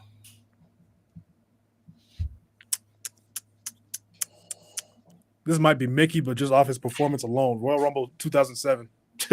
just that. just that ending right there. John Cena. Oh, you talking about Shawn Michaels, Royal Rumble 2007? Okay. Yeah, just to go to Mania. Yeah. That was a cool. I mean, if you want to count that Royal Rumble, sure. I'm not gonna say Cena's Royal Rumble matches. Yeah, I was just talking about that. That was 10 minutes. There's that. No. That's a good one. Cena Edge TLC. Shit, Shawn and Vince at WrestleMania 22. Yo, nice. That's a fun one. That's a good one. Well, I'll say since you named the Vince match, because Shawn Michaels had to help guide and carry a 60-year-old Vince McMahon, I'll say John Cena versus Logan Paul, inexperienced guy. That is, yeah. Yeah. Shit. I feel like I'm blanking for no reason. You said Sheldon yet? Shit. Elimination Chamber 02. That's a good one. John Cena versus Kurt Angle, No Mercy 03. Shawn and Kurt, the Iron Man match on Raw. That's a good one right there. John Cena versus Randy, Iron Man match. I think that's their best match together. Oof. I agree. I'm trying to think of like the true bangers here. Hoping I don't miss a Mania match. Well, you said Shawn and Cena from 23, so that's just Shit, did I say Shawn and Shelton Benjamin? You did not. 05. There we go. Cena Punk, Monday Night Raw. Shawn and Mysterio from that SmackDown in 2010. 2010 SmackDown. That's a good pull right there. That's a good pull. I did like that match on SmackDown. Raw match was better, but I did like that match. I agree. I did like that match on SmackDown. That was a good one. Let me see. Try to be a little bit different here to switch it up a little bit. I'll say John Cena versus Seth Rollins at SummerSlam, even though the ending got ruined, but that match still a banger. Was a banger. Fire. Personal favorite: Shawn and Jeff Hardy, Raw 2008. John Cena, Kevin Owens, any of those matches, all three of them. Shit, Shawn and Brett from Survivor Series 97. That's the ending was obviously what it was, but that's not right. Yeah, that's not a bad necessarily a terrible pull right there, because that match. That's a screw job, huh? Yeah, the match was great before then. I'll give you another pull: John Cena versus Undertaker at Vengeance 03. Good one. Just had one and I completely lost it. Oh, Shawn Taker, Bad Blood. Another pull: John Cena, Bobby Lashley, Great American Bash. It's a good one. Ooh, classic Bobby. It's a good one.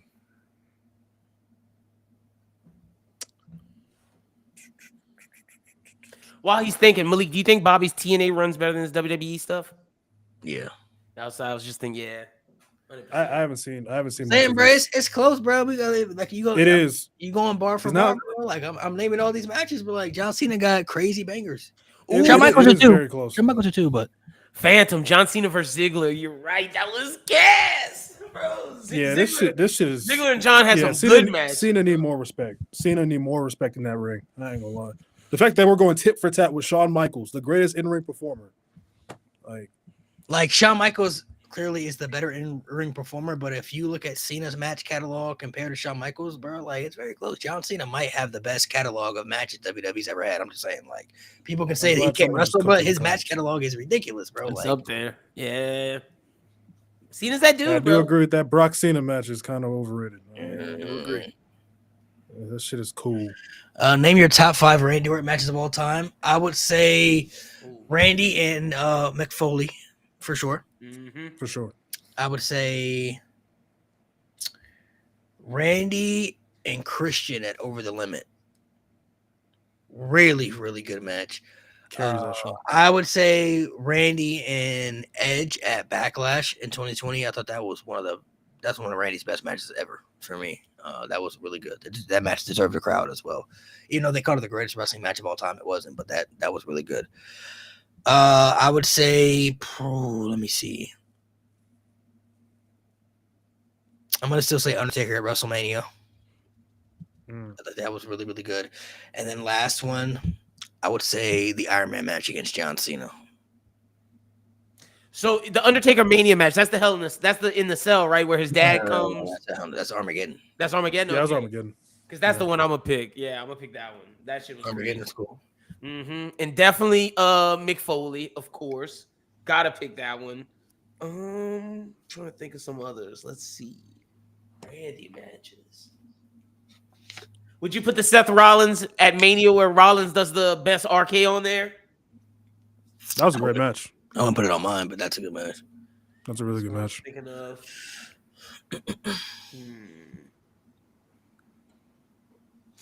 There's a lot of matches you can choose from. Yeah, there are a lot. Honestly. Of matches.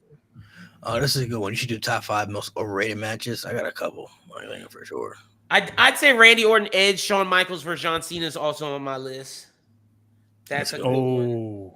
Yeah. I'm gonna cheat and take Team Raw versus Team SmackDown from Survivor Series 16 because Randy was in that match. Love And that. then let's see. Oh, another underrated one. Shane McMahon versus Randy Orton at No Way Out, bro. That shit was good as fuck. Oh, 9? Yeah, I was there, bro. I was there for that. That shit was good as hell. love that. And then Orton, Daniel Bryan, and Batista. Oh yeah, you gotta Mhm. gotta have that in there. Mhm. You gotta have that in there. Okay, my top 5 for sure. My number 1 is the Foley match at Backlash. Yeah. My personal favorite, because I gotta include this rivalry on this list. Orton and Christian. My personal favorite was the SummerSlam match. Okay. People might say this is recency bias. Randy and Gunther was fucking incredible. Ah, I'm gonna throw that in there. That was fucking incredible.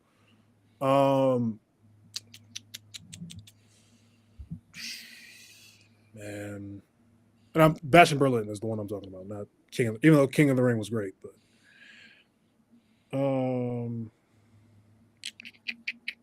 the Fatal 4-Way Backlash 07 for sure.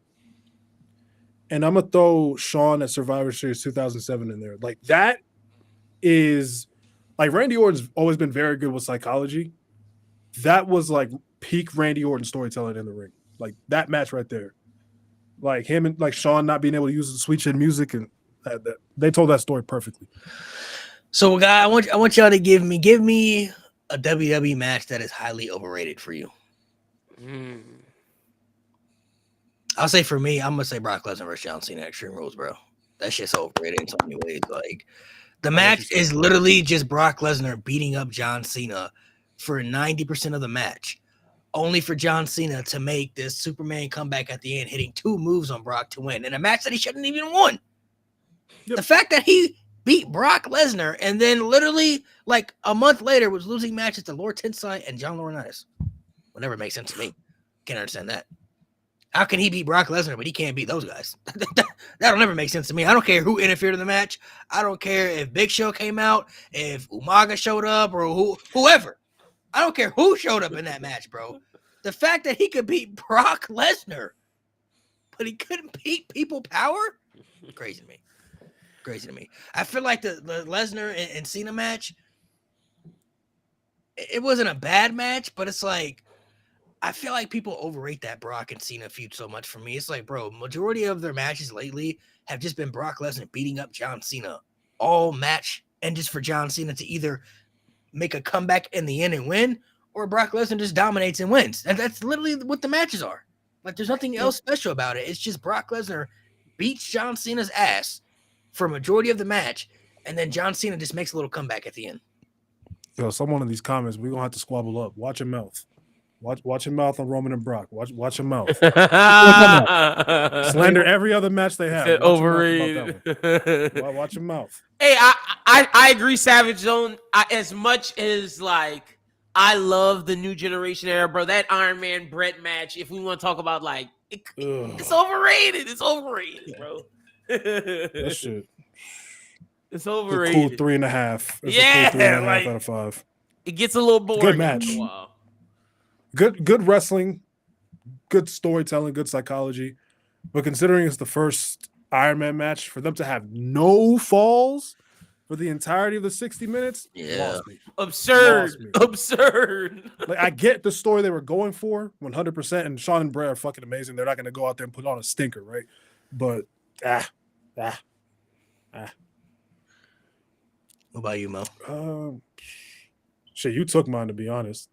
Cena Brock. I've always thought Punk and Jericho was clearly match of the night that on that show. Yeah. Overrated matches. Shit, I've always said the Iron Man match is the most overrated ever. Oh my God, I'm gonna get some flack for this. The Royal Rumble match in 2007. What? That was the actual Rumble match itself? The entirety of that Rumble, I think niggas need to really go back and watch that whole thing. It's a great Rumble. It is heavily carried by that finish. Heavily carried. It's mad boring for the first like 30 minutes. Mad boring is crazy. It's crazy. I gotta rewatch. Boring. I gotta rewatch. I promise y'all. I was like, when I was watching it back this January. It's still top 5 to me, right? It's top 5, top 10 lock. But I was just like, bro.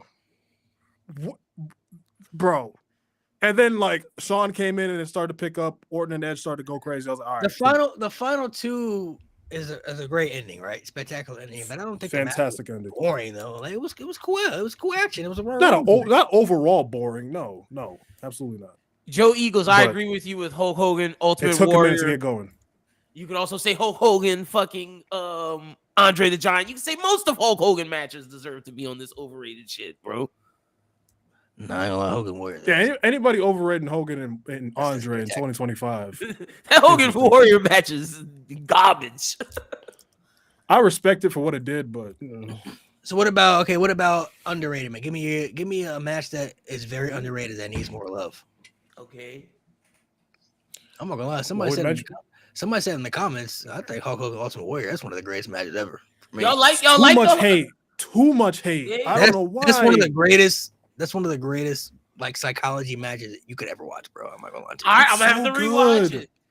It's so Hulk fun, Hogan versus bro. Ultimate Warrior.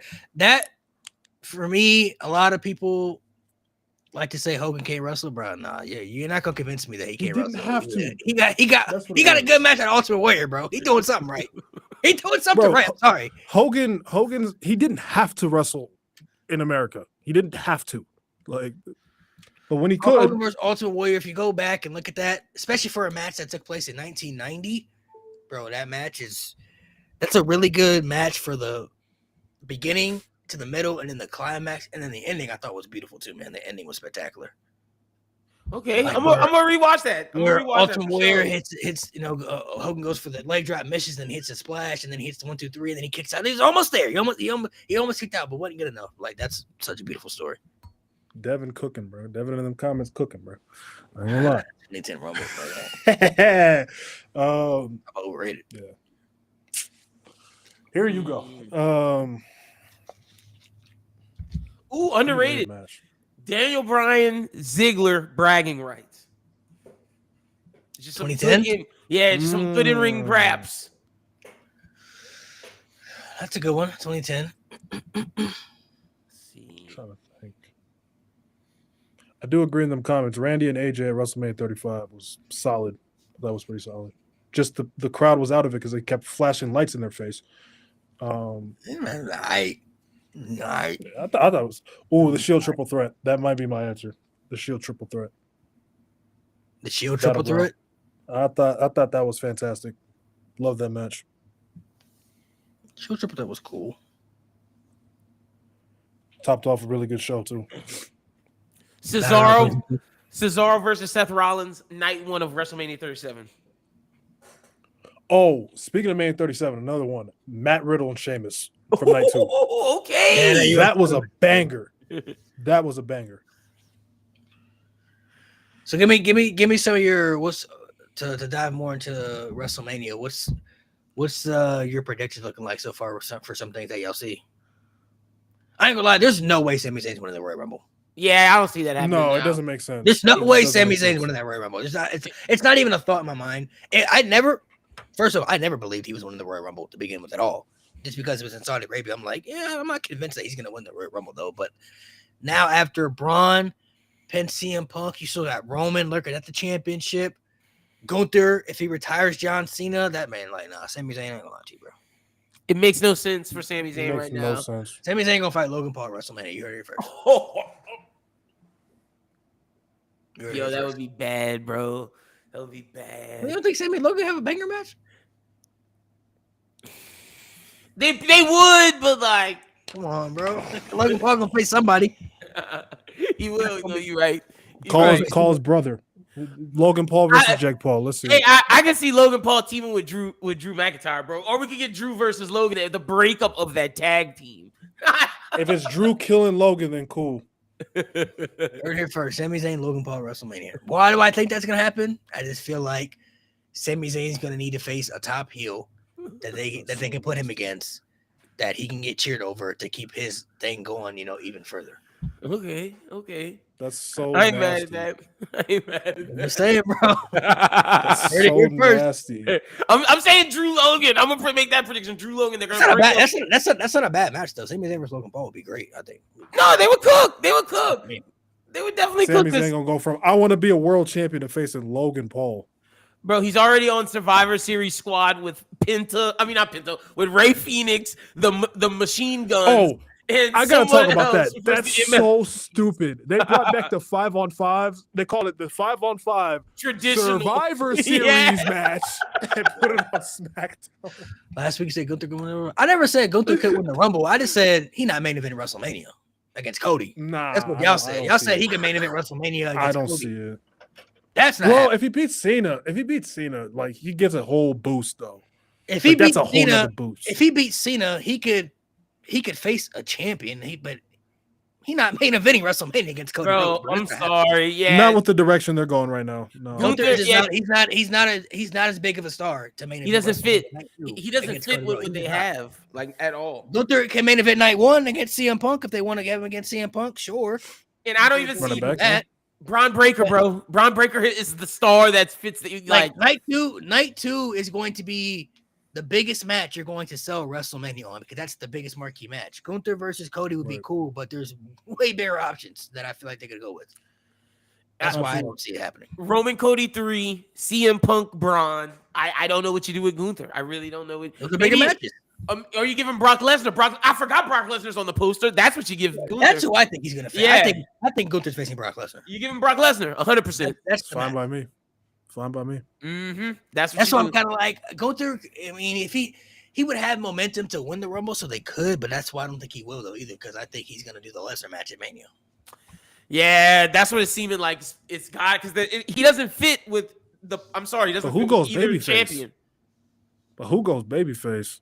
Uh, Oh, I mean, it would have. I don't think it would matter. I just want to see the two beat each other. Yeah, I think it'd just be like a fight, Heel versus heel. All right. Yeah. Because it can't be Brock. But for Gunther, ain't nobody cheering Brock. For Gunther, I could see him facing, like, if he fought a champion, it would be CM Punk. That's the only for sure. see him facing. Like for Gunther and Cody, to me, that's not a night 2 WrestleMania main event. That's gonna sell me on WrestleMania. Like, that's a SummerSlam. You're selling that as your biggest match for WrestleMania. I'm sorry, that's not enough.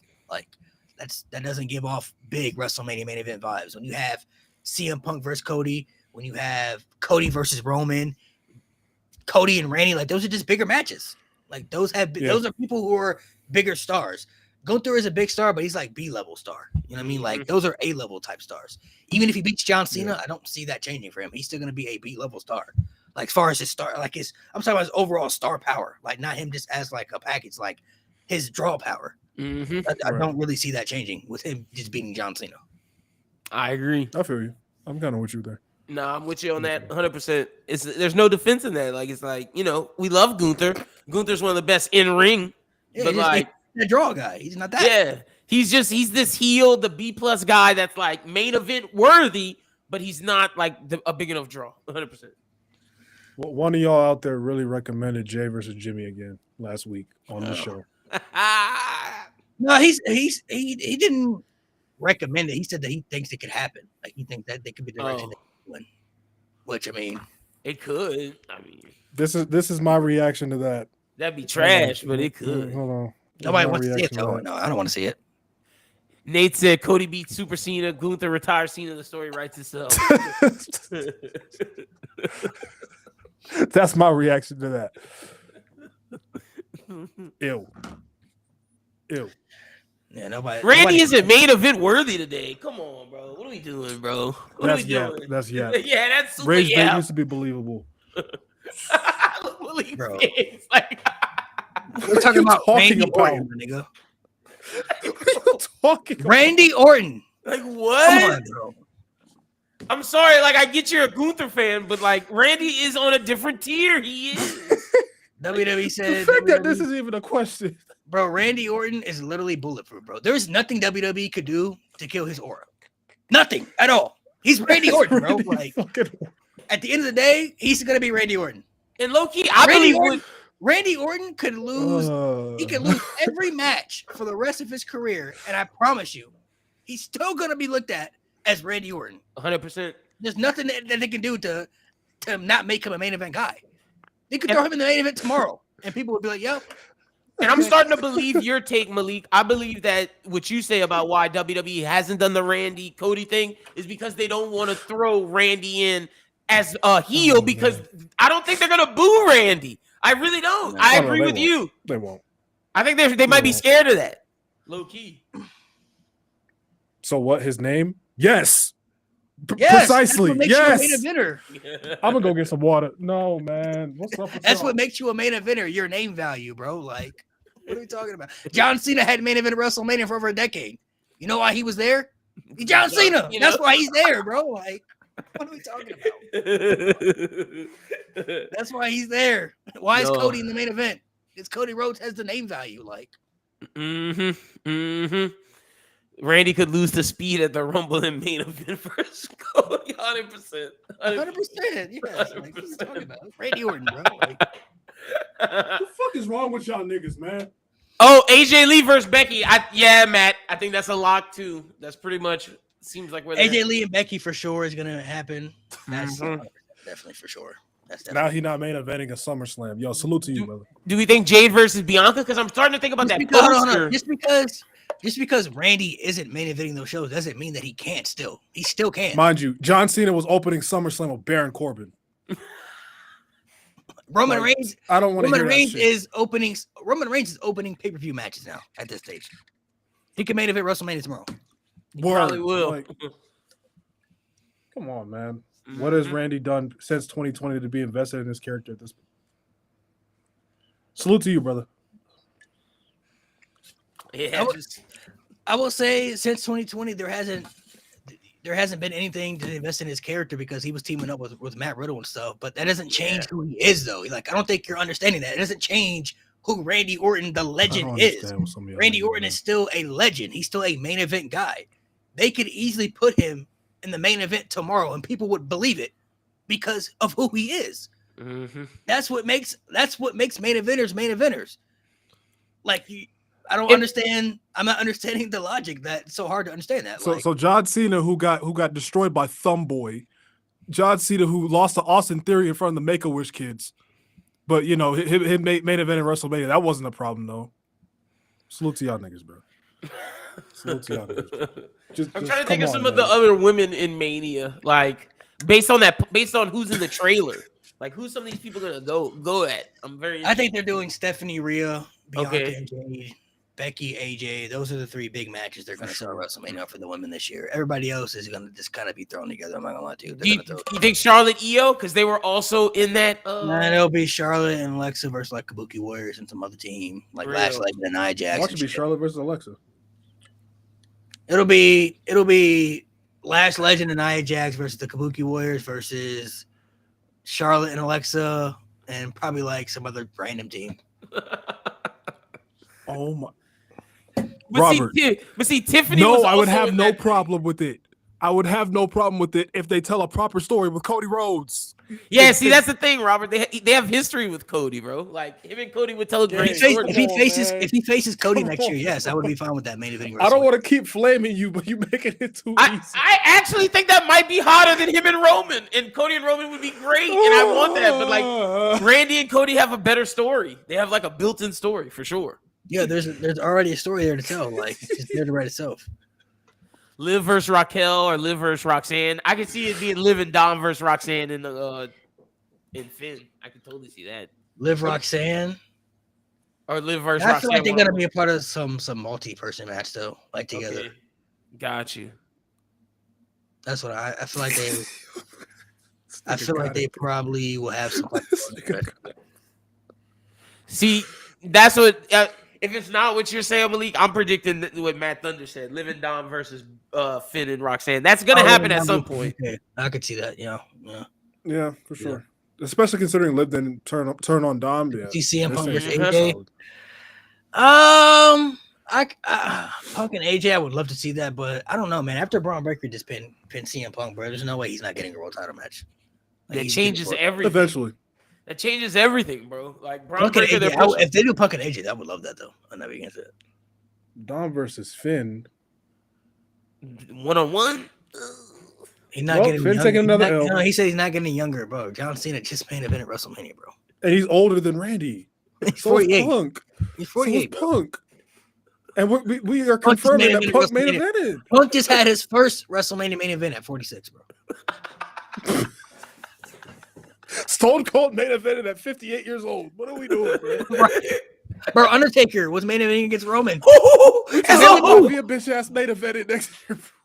Undertaker could barely even move in that match, bro. It was in the main event. Barely moved. Yo, come on, man. Undertaker was old as shit. Old as like age. He was past 50. He was like 53. Yeah. If I'm not mistaken, 52 or 53. He was old, bro. He was old. That was hard to watch. Nate, I don't know if you're being sarcastic. Do you want babyface Charlotte, bro? I don't know if you're being serious. I mean, she's been enjoyable as of late, to be honest. I'll give Charlotte that. I used to hate on her a lot. As a babyface could work now, though. I think her team with Alexa has made it work. It's giving her layers to a babyface arc. I feel like people are starting to buy into it. I feel like they're like, okay, I could buy into a Charlotte babyface run. I think being cool with Rhea, it definitely helped. It definitely helped seeing her like overcome. Bro, that's what I'm saying. Bro, listen, CM Punk at 46 finally got his WrestleMania main event. It took him how many years to get that? It was 46, bro. Randy's what, 45? I think Randy's 45 now. He said, "Get out the chat." Randy's 45. Randy hasn't main evented since 30. Getting bullied, man. Yeah, I'm gonna lay off Robert, man. You getting bullied? No, not to make sure. Let me see. If Rock and Roman happens, you don't think that's gonna be the main event? That's definitely main eventing. And the Rock gonna be 53. 54. Yo, there ain't no match that's gonna go on after Rock and Roman match.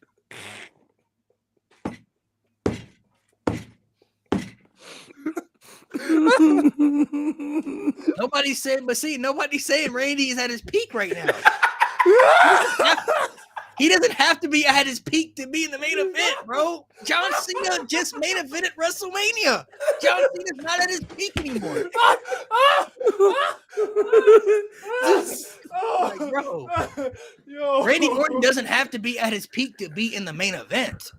Randy Orton will be in the main event because he's Randy Orton. His star power hasn't dropped. He's still Randy Orton. Was John Cena at his peak this year? No, chat. Does anybody hold on. Does anybody in the chat look at Randy Orton's star power any differently? Do you look at Randy Orton when Randy Orton shows up?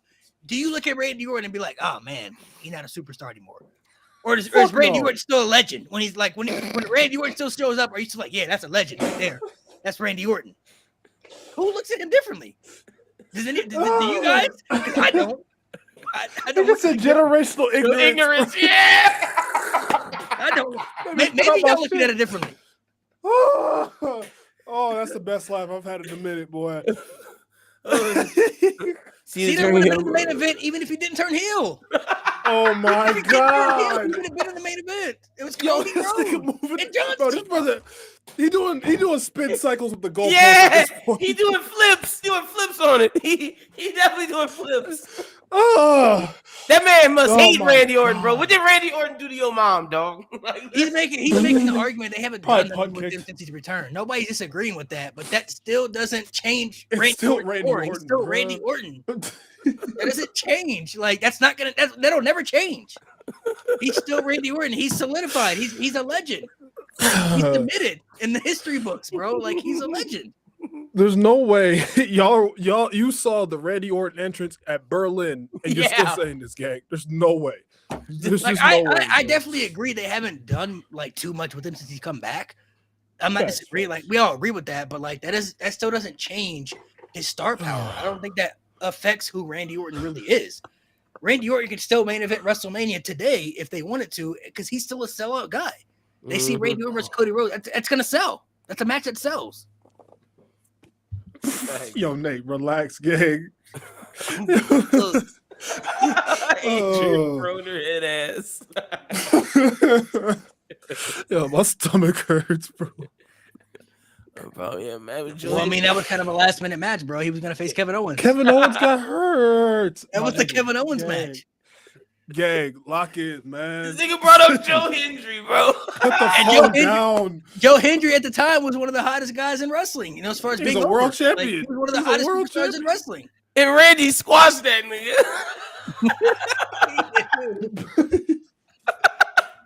He did a nigga pose after too, bro. Yeah, yes. Randy saw that man gimmick set. This is comedy. This brother putting up Kwame numbers right now, bro. Stop him.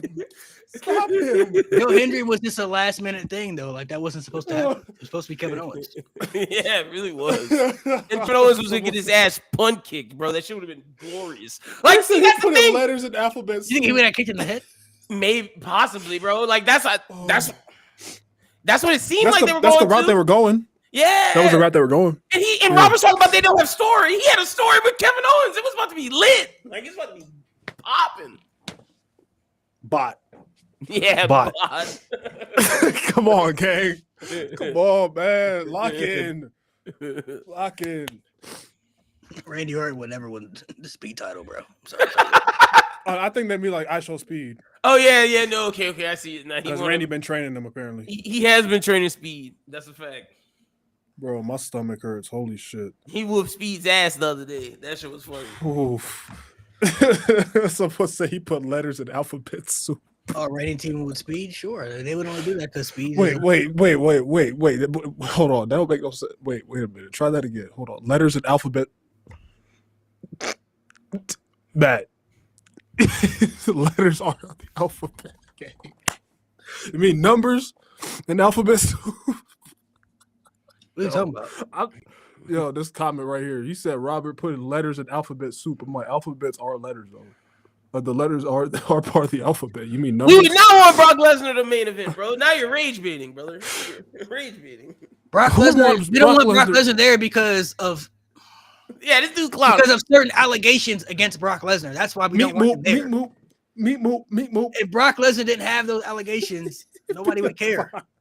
Because he's still Brock Lesnar. This is the funniest shit. This is the only reason we don't want him there, bro. Like, if he didn't Yo, have this that is- to him, people wouldn't have an issue with him. But he's still involved in active lawsuits.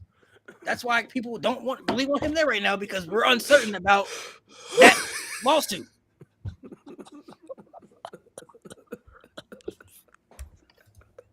This is funny, bro. Bro, I'm crying, bro. I'm fucking crying, bro.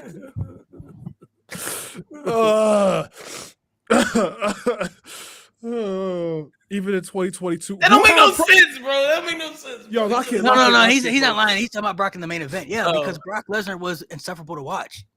He was Brock Lesnar garbage. was not good TV to watch at that time. He wasn't giving us good quality on TV at that time. And they were force feeding him against Roman Reigns in a feud that wasn't good. So if it's not good, This feels like the ending of the open mic last week, bro. Y'all just saying anything, man. if it wasn't good, then yeah, we're not going to like it. It wasn't good. Nobody wanted it.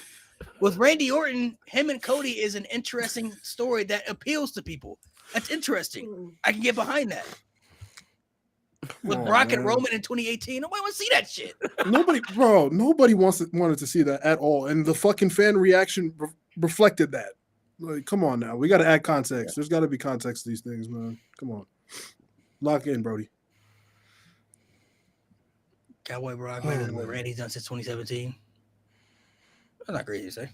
Yeah, it's not. That's not bad. Better than 2020, Randy. Yeah, salute to you, brother. 22 Randy was cool, but Cowboy Brock was pretty good though. I'm not gonna lie. Yeah. What The about- matches were bombing. Well, I mean, some of those matches, the Roman match was good at SummerSlam. The SummerSlam The match. SummerSlam one was good. I'll give you that. Yeah. That's where he stacked him, huh? No, SummerSlam. Yeah, with the He piled a bunch of shit on top of him. Yeah, The tractor. yeah. Yeah. Yep. that was fun. That was fun to watch. They say his favorite album is "I Am Not a Human Being." I'm not even being as crazy. That's a bad album. That is so disrespectful. Randy in 2020 was great though. Plus, on Randy with RK Bro was fun to watch too. That was really good. That was 2018 Randy. Like, come on, bro. Oh, not 28. What was it? No, 2018 when he was feuding with Jeff. Like, come on, bro. Jeffy was cool. That was cool. Yeah, it was a good feud. And it was good cool. character work. Randy's one of those guys. Is like he has certain eras or certain years where it's like he's just there, but it still doesn't affect. It's never affected Randy's who like, he is. Yeah. aura. It's never affected who he was. We always looked at him as it's still Randy Orton. It's still one of the top guys in the company. You could plug him in the mid card, you could plug him in the main event, or you could plug him in a tag team. Like you could do whatever you want with Randy Orton. He's still gonna feel like Randy Orton at the end of the day. That's not gonna change. Yep, he's solidified. More solidified than people like Rey Mysterio, Sheamus, like people like that. He's bulletproof, bro. Randy is bulletproof, bro. He's literally bulletproof. There's nothing the company could do to ruin him at this point. He's done everything there is to do. He's had careers that people will never have. Facts. That man is arguably a top 10 all time. Locked. Like, there's no other argument here. The man is top 10 he's locked. done things and accomplished things that people will never do in the company, bro. Like he's literally done everything the company's ever had. Every high accolade you could think of, he's accomplished it. Money in the Bank, Royal Rumble, WrestleMania main event, youngest world champion, I was about to say, yeah, multiple world title reigns. There's only one person in the company history that's had more world titles than him. Yeah, John Cena. Cena. He held both world titles at one time. Like he's done literally everything there is to do in this company. Because y'all put Roman over him all the time. Yeah, because Roman Reigns has had a bigger peak. It's just like clear in terms of peak. Roman Reigns got one of the top 3 best peaks ever in the company's history. Yeah. I put Roman Reigns over Triple H too, and Triple H is up there too. That's where you lose me. But, you know.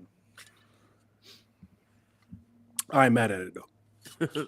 I'm not mad at I mean, if it you put either. Triple H over Roman, that's not. I'm not gonna say that's crazy, but like, I don't think it's crazy the other way either.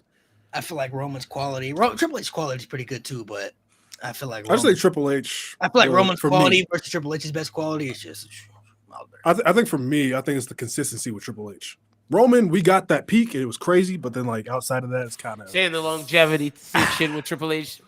But even like this is even though those big dog years, like there was, we all know there was some bad, but there was still some good stuff in those years. I just think people just for sure. people just didn't want to like Roman, so people just chose made it not to harder. like what he did. You know what I mean? They just chose not to like what he did. Now, I think there was a point with Roman. I think it was just solely the booking that was fucking him over. like Not him his- versus not Braun him as a Strowman, talent. that's one of the best feuds of that generation. I feel. I thought that was the best feud of that year, Yeah, 2017. him and Braun Strowman honestly. was really good, man. Like that was really good stuff. Him and AJ was really good. You know what I'm saying? Like even like the Bray Wyatt feud too in 2015. That was really good too. That was okay. Yeah. I thought that was really good. I really did like that. The 81 by you Roman type stuff. That was pretty good. I did like that. And that Hell in a Cell match. Woo. And Bray That's underrated. That's an underrated was good. match. That's an That underrated Hell in a match. Cell match was good. Roman in ring wise. I think what just hurts Roman in the big dog years was just I think that Brock stuff, man. That Brock stuff, the Baron Corbin stuff, like yeah, it just made it hard, man. Yeah, and I think Roman when he was first getting that main event push, him as a talent as well. you don't think he was ready? outside of the in ring, His promos got Promo-wise, better it wasn't over the there. years. Like over the years, Yeah. his promos were improving. It's just when you're a babyface, you have to cut babyface promos. You have to make people believe in your babyface arc. That's where the disconnect was for a lot of people. People, I don't think, bought in or believed in what Roman was saying. You know what I mean? Like, I don't think people believed in the Roman babyface character. That's what made it so hard to connect with. They didn't believe it. You know what I mean? It was forced. It was forced as fuck. And I was a Roman fan, but like looking back at it, and even in real time, I felt that way. It's just forced. It was just forced. It's kind of. I mean, I kind of always was. Speaking of Randy, I felt the same way about Randy when he was babyface, bro. I don't know. I ain't buying into that shit, bro. Yeah, I never bought into 04? babyface Randy. Nope. Like it's Like different 04? now because he's a legend. So I'm like, okay, he's a legend now. He's respected. I get that, but like 2011, something like that. I'm like, bro, yeah, it's cool, but like Randy Orton's he's a heel, bro. Like that's a He's at his bad guy. best. Yeah. He got all the credentials to make me want to hate him. Like ain't nothing about Randy Orton that I want to like besides RKO and all that stuff. Like when he kicking niggas in the head, that's heelish tactics, bro. Like he's trying to end people's careers. Like As a kid, I liked heel Randy Orton more than babyface Randy Orton, to be honest. 100%. yeah, but he's doing like heelish tactics. That's what I'm saying. Like how I get that there's certain heels that do cool things and it makes it cool, but like all of Randy Orton's stuff they're all heel tactics though. You know what I'm saying? Like when he kicks somebody in the head, he's trying to when they had the punt kick protected for years, that was a deadly move. You know what I mean? Like that was something that put you on the shelf for a while. That's a heel thing. Like that's not a babyface thing. John Cena had two heels specifically that like never challenged him in the sense of you never thought they were baby faces. CM Punk was the first one, but when it came to Edge and Randy Orton, you knew those two motherfuckers were heels, and it is what it is. Like I never liked heel Edge, I never liked babyface Edge or babyface Randy. Give me them as heels. That's when they're the best. I like babyface Edge more than I like babyface Randy. For That's sure. fair. That's fair. I think Edge sure. is a way better babyface than Randy Orton. I agree. Especially in the second run. Well, I think Edge is just. I just think Edge is the best as a heel, essentially. I think Edge can do For both sure. now. Yeah. I think Edge might be the most underrated nigga ever, bro. I ain't gonna cap to you, bro. I think he's better than Randy overall. That's just me. I think Edge is the better talent, bro. I ain't gonna hold you. Like, yeah. Better mic skills. And he's more consistent. He is better on the mic. That's a fact. Better storyteller too, bro. Like Edge is really Randy's still elite in all them categories. It's just Edge is on a. I think it's just. I'm not gonna lie. Where it does come in for Randy, the one thing that holds Randy up, what I'm not gonna lie to you, is the nostalgia, bro. The nostalgia for people. People hate when I tell the truth about Randy sometimes. People Like hate Randy's still a legend, but like the nostalgia holds a lot of weight. Like there's some people that I still will put above Randy. Like Edge, I think Edge is a better talent than Randy Orton. Edge is a better character worker as far as like character within his storylines. He's a better mic promo for sure, and his match catalog. Undertaker, I think it's better John than Randy's. Yeah, he's got bangers. Undertaker, John Cena, TLC 2-1, like TLC, the tag team stuff. Like Edge might be one of the most underrated guys. I'm not gonna lie to you. SmackDown 6. Yeah, like he has elite stuff on every level. It's crazy. Edge is like really, really up there, bro. I feel like he's a legend that needs more flowers for sure. Because his career was cut short. So that 9-year span of him being retired, I think there's a generation that didn't get to see Edge in that peak of his career. And even when he came back, bro, he was giving us some of the best stuff. His stuff with Seth, his stuff with Roman, the stuff with the Judgment Day. The Hell in a Cell match wasn't the right. Besides how it ended, but that stuff was good. You know what I mean? Like, yeah, it was. Shit, you could say Edge is responsible for us getting Rhea, Damian, Finn, and Dom again, essentially. Yeah. Randy was never top 3 in my era. Not crazy. I mean, you had John Cena. Yeah. Cena. What are you talking about? PG era type shit? Batista. You can say in PG era Punk. Well, PG era for sure. I would say in the PG era, him. Yeah, Randy, he was top.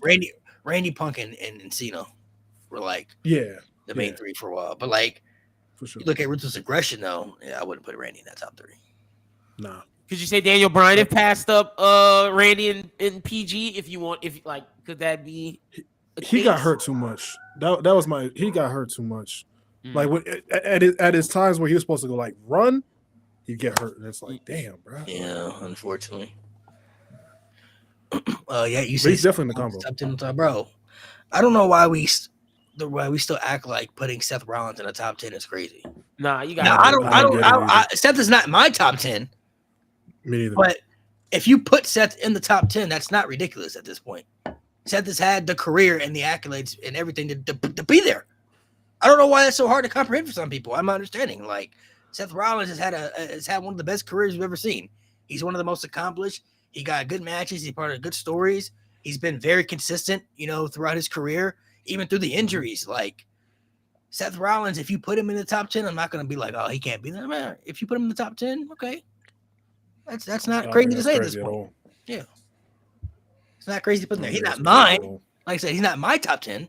He's outside my top 10, yeah. Put him there. That's top not 15. Crazy to be there. Yeah, I got him top 15 for sure. Yeah, top 15.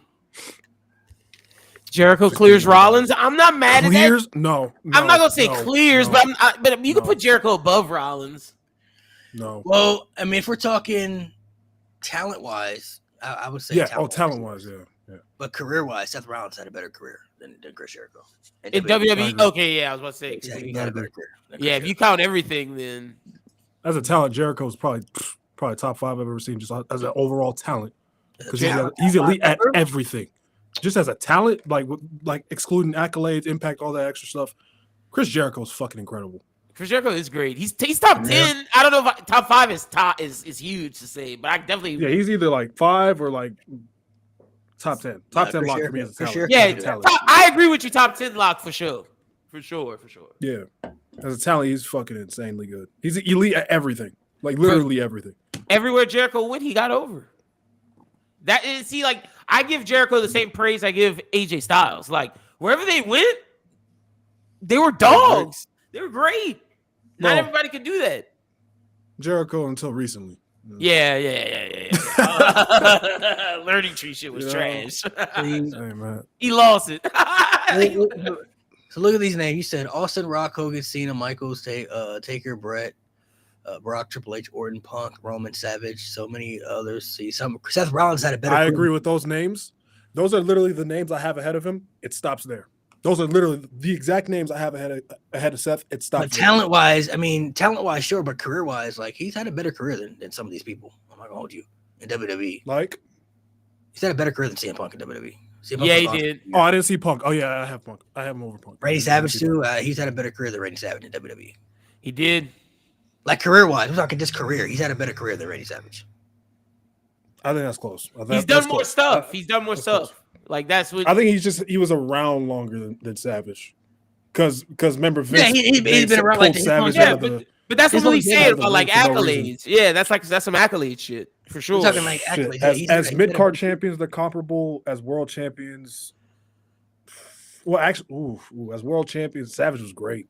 And you had Savage had the story with Mega Powers. He had the Mega Power story as he was world champion. So I don't. That's hard, but.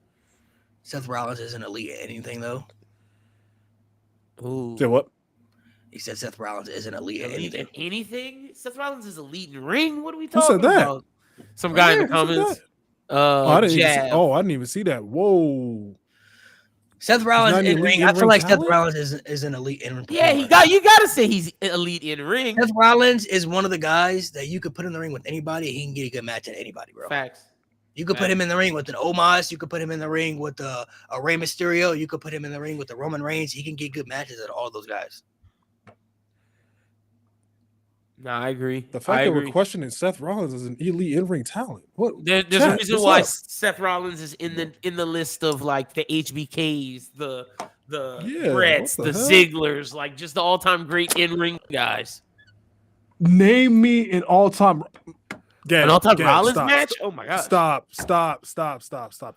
Did we not just watch the main event of WrestleMania 41? Yeah. What are we doing, bro? That's just one. That's just one. Shit. What are we doing? Shit, Rollins and Cody Rhodes, Hell in the Cell. That was great. WrestleMania 38, the triple threat at Royal Rumble 2015 backpacks a horrendous pay-per-view. Fucking Cody's return match. Match against Edge too. Yeah. Rollins and Cena. Oh my god, the Hell in a Cell with Edge. Come on, man. What are we doing, gang? What are we doing? The tremendous matches he had with Finn Balor. Or you can go his world title reign when he won the world championship and like made that shit matter. AJ had Money in the Bank. Some good ass matches. Like Rollins is that dude in ring, bro. Storytelling carried that. It's still a great match. Yo, y'all be killing me, bro. Moving the all-time matches. All-time matches. Brock Lesnar, Cena, and Brock, Cena, and Lesnar. Lesnar, Cena, and Rollins at Royal Rumble. That's an all-time triple threat match. It's one of the greatest triple threat matches of all time. That's an all-time match. Yep. What are we doing, man? If you're gonna name top 5 triple threat matches of all time, that match is gonna be in there. What are we doing? Might even be top 3. I ain't gonna lie to you. That triple threat match is incredible. And then the one this year, I think that's gonna go down as an all-time WrestleMania. Yeah. That was a great main event. Yep. I agree. Folks doing the spin cycle with the goalpost, man. Like, what are we doing, bro? Ooh, Shield versus Wyatt. Yeah. Shield versus Evolution. Shit. Arguably the greatest 6-man tag in WWE history. Like, come on, bro. Shield versus Evolution would be great too. Rollins Edge Hell in the Cell. That's a great match. I know you said that one already, Malik, but that shit was great. I think that's one of the best. That's one of the best. That revived Hell in a Cell to me. Mm-hmm. That revived Hell in a Cell for me. That's one of the best Hell in a Cell matches of this era, for sure. Hey, man, Seth Rollins may have a point. CM Punk really be taking his shit and really be messing. Like, Seth Rollins revived Hell in a Cell, not CM Punk. It was Seth Rollins. Yeah, I think Punk had the better Hell in a Cell out of those, but. I mean, you give him the Edge one, and Rollins did the Cody one. So. Yeah, exactly. That triple threat was buns. Oh. Get out of here, Robert. Your mama never beat your ass one of these. Buns is ridiculous. Leave, bro. That's crazy. Robert. Lock it. Bro. Buns is wild. Lock it, bro. Shield versus Rhodes Brothers, too. You're right, Matt. That was another good one. What are we doing, bro? Come on. They said, and what was there a worse Survivor Series than this year in the past decade? Yes. 2015, 2020, 2021. Yeah, there's worse. Trust me, there's worse. What is bro talking about? Can't draw a lick. Seth Rollins is still one of the biggest stars of this modern era. He may not be a bigger draw than a Roman Reigns and all those guys, but he's still a draw for sure. So that's a lie right there. Been numerous better wrestlers. Seth Rollins has been one of the best consistent in-ring wrestlers WWE's had for the last 10 years. Countless better promos. His promos are his weak spot. That's his weak spot. They're good. His promos aren't excellent, but they're not bad either. Like he's not great, but they're not bad. He's not a terrible mic guy either. So Seth Rollins is definitely an all-time conversation, bro. Like he's had one of the best perfect careers you could ever think of in WWE was. And if you're talking just talent, he's one of the best talents they've had in the last 10 years consistently. See, there he go, moving the goalpost, with the goalpost again. Here we go. We just said Triple H was one of the best. We just applauded Triple H for having like great stipulation matches, but now that Seth Rollins has stipulation matches, it's an issue. That's crazy. Spin cycle. Come on, bro. We say notice how matches, bro. You said name all-time matches, bro. We just gave you all-time matches. You said name all-time Seth Rollins matches. We just gave you some matches. That's wild. Now we're moving Mickey to Mouse. stipulation matches or multiple people. An all-time match is an all-time match, bro.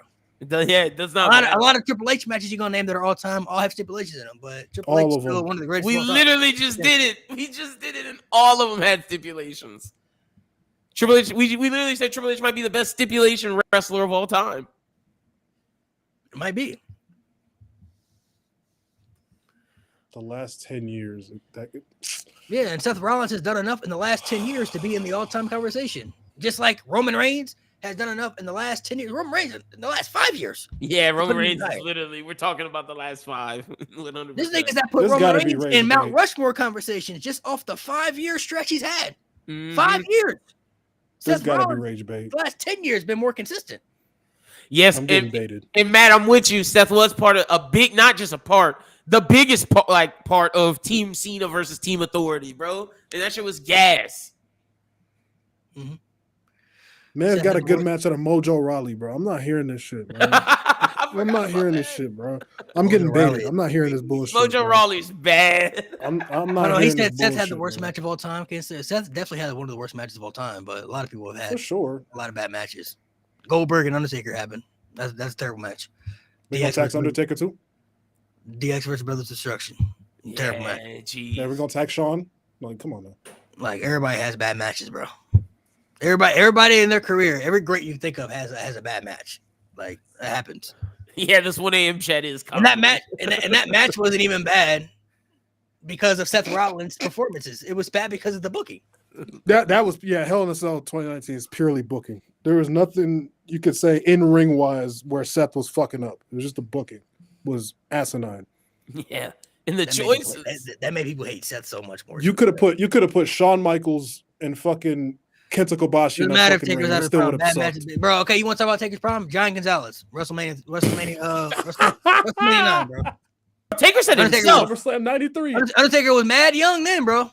Taker said it himself. He didn't have a good Mania match for years. They never had bad matches in their prime. Yeah, Salutio.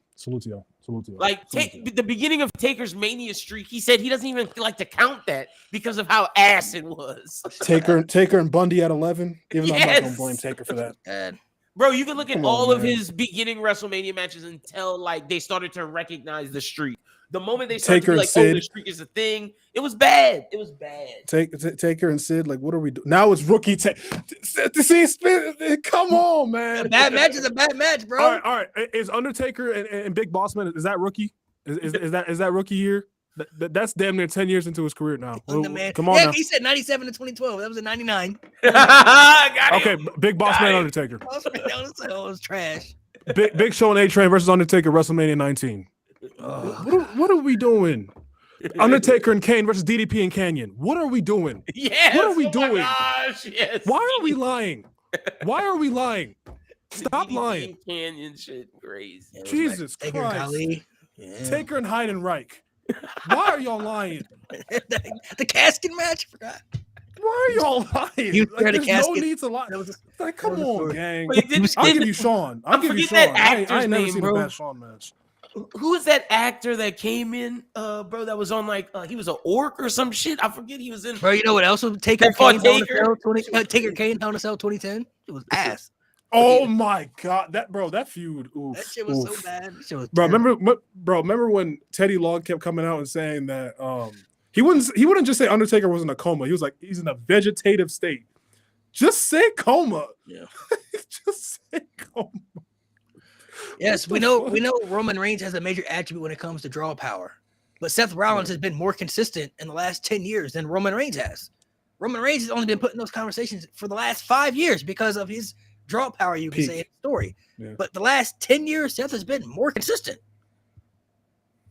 That's why Seth is in those conversations. He's been very consistent. This is ridiculous. He's had good matches, good stories.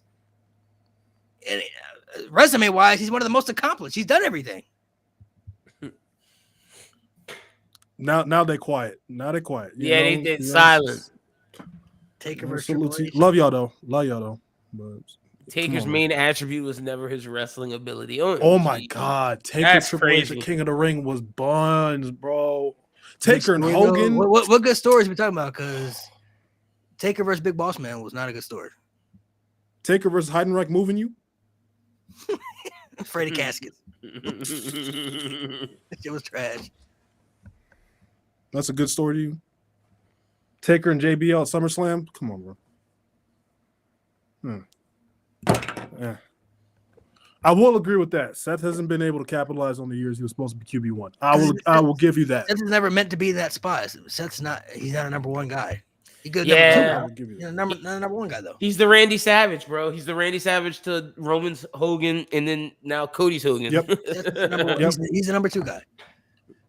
He's the best number two too. Like he's the perfect Robin. Like it works. They say they gotta be Beavis and Y'all Y'all fight back, Robert. Yeah, fight back. Taker and Hogan. Oh man, what was that 2002 Judgment Day? Whew. Yeah. Taker versus Luther Reigns.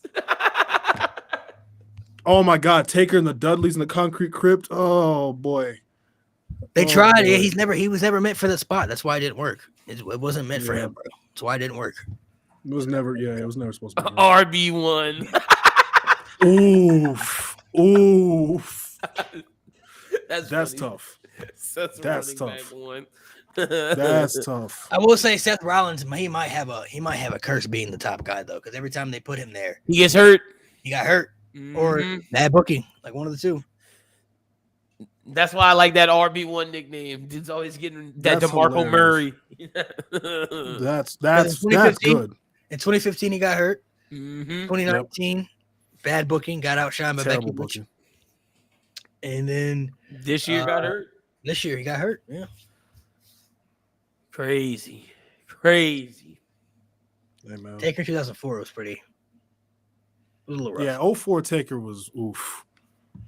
It was Not his fault, obviously. It's just the booking around him was kind of iffy. Oh my God, Brothers of Destruction versus Chronic. Oh my God. Oh my. I don't remember that. 01 Taker, man. I don't remember that. Taker in 01 was. I don't remember having that. some of his Taker worst versus matches, Crown. bro. I don't remember that. Brothers of Destruction versus Crown. I don't remember that. Oh man, that was oof. I believe that was Invasion 01, if I'm not mistaken. I believe. Yeah. All better workers. I'd say Seth's in there with those guys. So Steamboat over Seth all time? Like in ring can't be the only criteria. Yeah. I mean, I agree with those names though. I ain't gonna disagree. Yeah, those names are good. Seth Rollins has still had a better career than some of those guys, bro. Like, yeah, facts. he's had a better. I'm career. not taking Flair. He's had a better over career than Kurt Angle in WWE. In WWE. Kurt Angle in WWE was great, but Seth Rollins has had a better career. Like, I think that's what you're missing. We're talking career wise. And I'm sorry, you can say Seth Rollins had a better career than Daniel Bryan in We're talking about WWE. We're talking about WWE careers. Yeah. He's had a better career than some of these guys you were naming. Yeah, 100%. Yeah. He's had a better WWE career than Ric Flair. I don't know why some of y'all put Ric Flair in these convos. Yes, he's had a way better WWE career than Ric Flair. Like, not even close. I got Rick as the pro wrestling GOAT, but WWE he's not top 20, bro. I'm sorry, he's not top 20. We're talking about a WWE list, and a WWE all-time list. Seth Rollins being in the top 10 is not crazy. He's done enough to be considered to be in the top 10 WWE wise. All of wrestling, completely different. We're talking all of wrestling, absolutely not. But just in the world of wrestling entertainment aspect bubble, yes, he's done enough to be in those conversations. I agree. Yeah, I agree. Once again, he's not in mine. But if you put him there, I'm not gonna argue against it much. He's done enough to be considered in those conversations. Yeah, top 15 for me, 10 through 15. Bro, accolades definitely matter, bro. Because everybody you're gonna name in your top 10, you're gonna name the accolades that they've had. When you talk about John Cena and you talk about Hulk Hogan, you're gonna name all the accolades that they've accomplished throughout their whole career. That's a part of it. Even though it's a scripted sport, that's a part of what makes you an all-time great. So yes, accolades definitely matter. They do matter. Y'all just trying to move the goalpost for Seth Rollins. I don't understand why we're moving the goalpost for Seth Rollins. He's done enough to be considered in the top 10. He doesn't have to be in your top 10, but he's done enough to be considered in those conversations. It's just undeniable at this point. Yeah, they wild. Accolades need context. That's the one thing for me. Accolades need context. That's all. Yeah, because it's scripted, so of course. But like when you're gonna talk about everybody in the top 10, like we talk about Undertaker's streak, that's a scripted accolade right there. But he made it special. He made it special. But like they picked Undertaker to win at those matches at WrestleMania every year. But the streak is a special accolade attached to Undertaker's legacy. Like, yeah, it's all about context for me. That's why I don't respect most of Brock Lesnar's accolades. Sorry, I don't.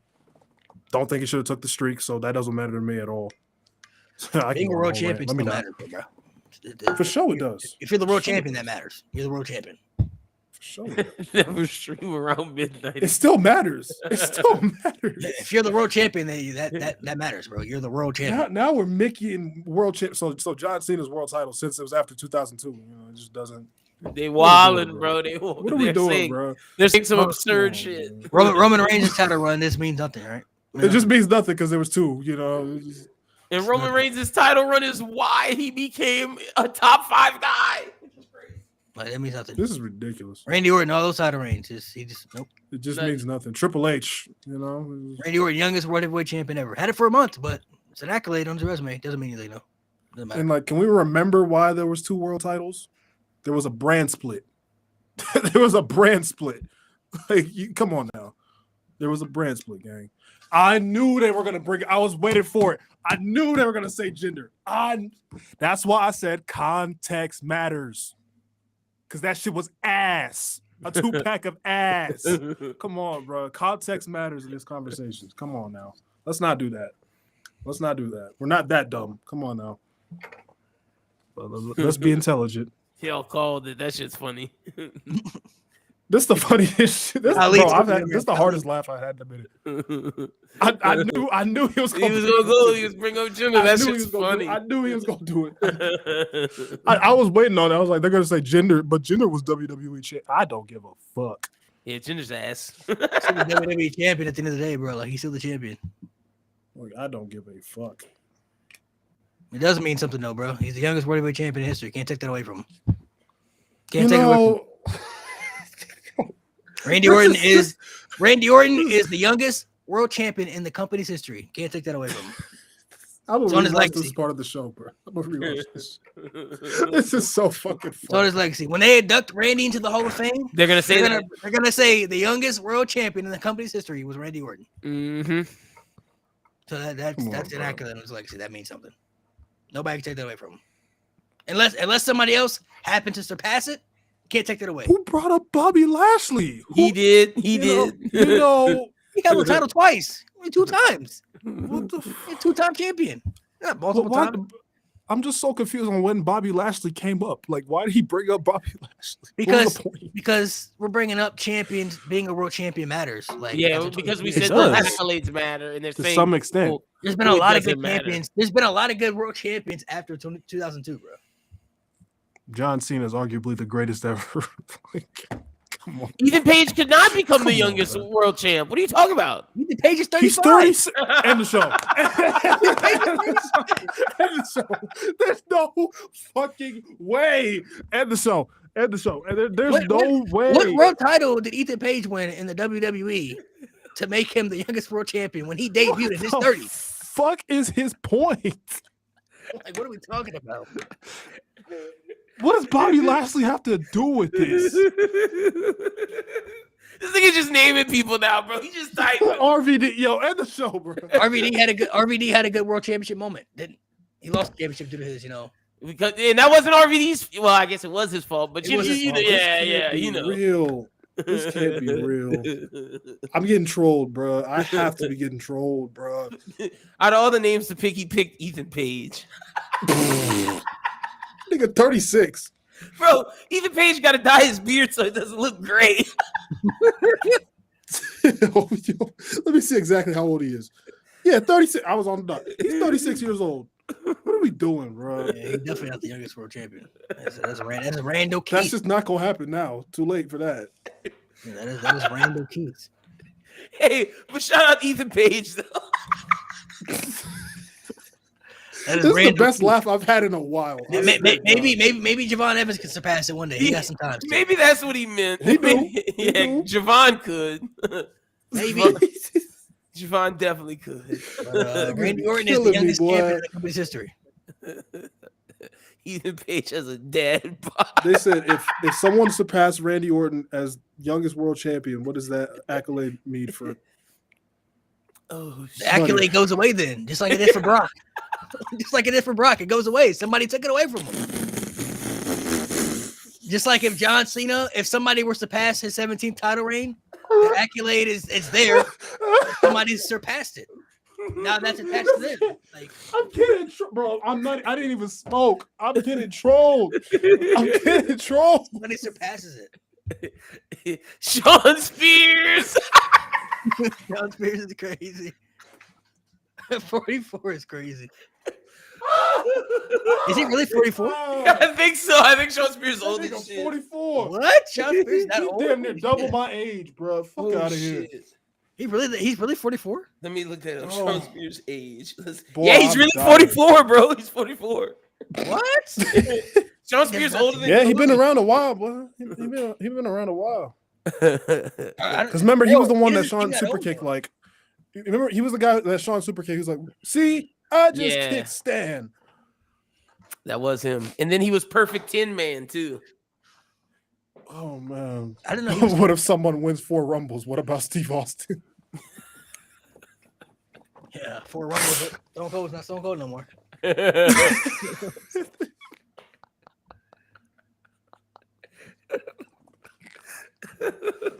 What is wrong with y'all niggas, man?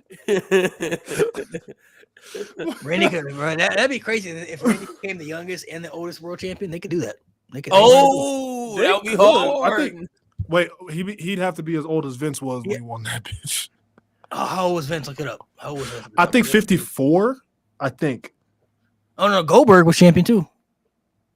Oh well, yeah. Oh, world champion. I was thinking WWE championship. Yeah. No, but Goldberg was like 50. He was. Yeah, I'm gonna look up that bitch. oldest WWE champion. I It was think you're Vince right. McMahon. He was 54 years old with 21 days in his 54-year-old. Vince is. I was on the dot. God damn it. Oh shit, that shit is crazy. Was Goldberg older? No, I think Goldberg Uh-uh. was younger. He was younger. Goldberg was younger.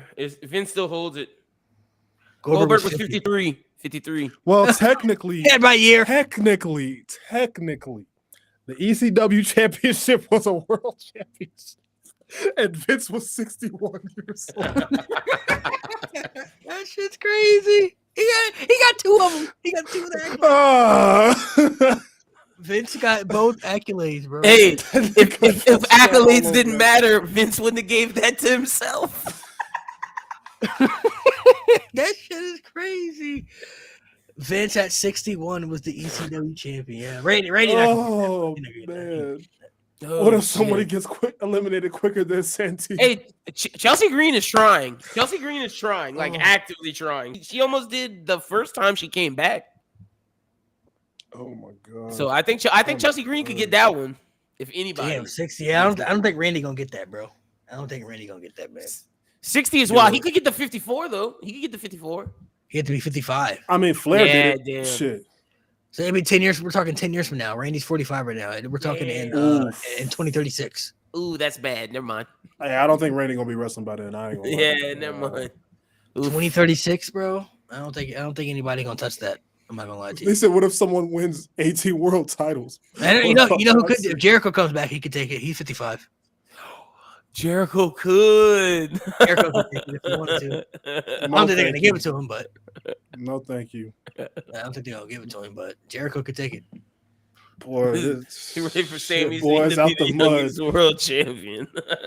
This is the funniest shit ever, bro. We just spent a whole hour trolling the chat. This is comedy gold. It peaked though. It peaked with that. That dude said Ethan Page, bro. That shit was crazy.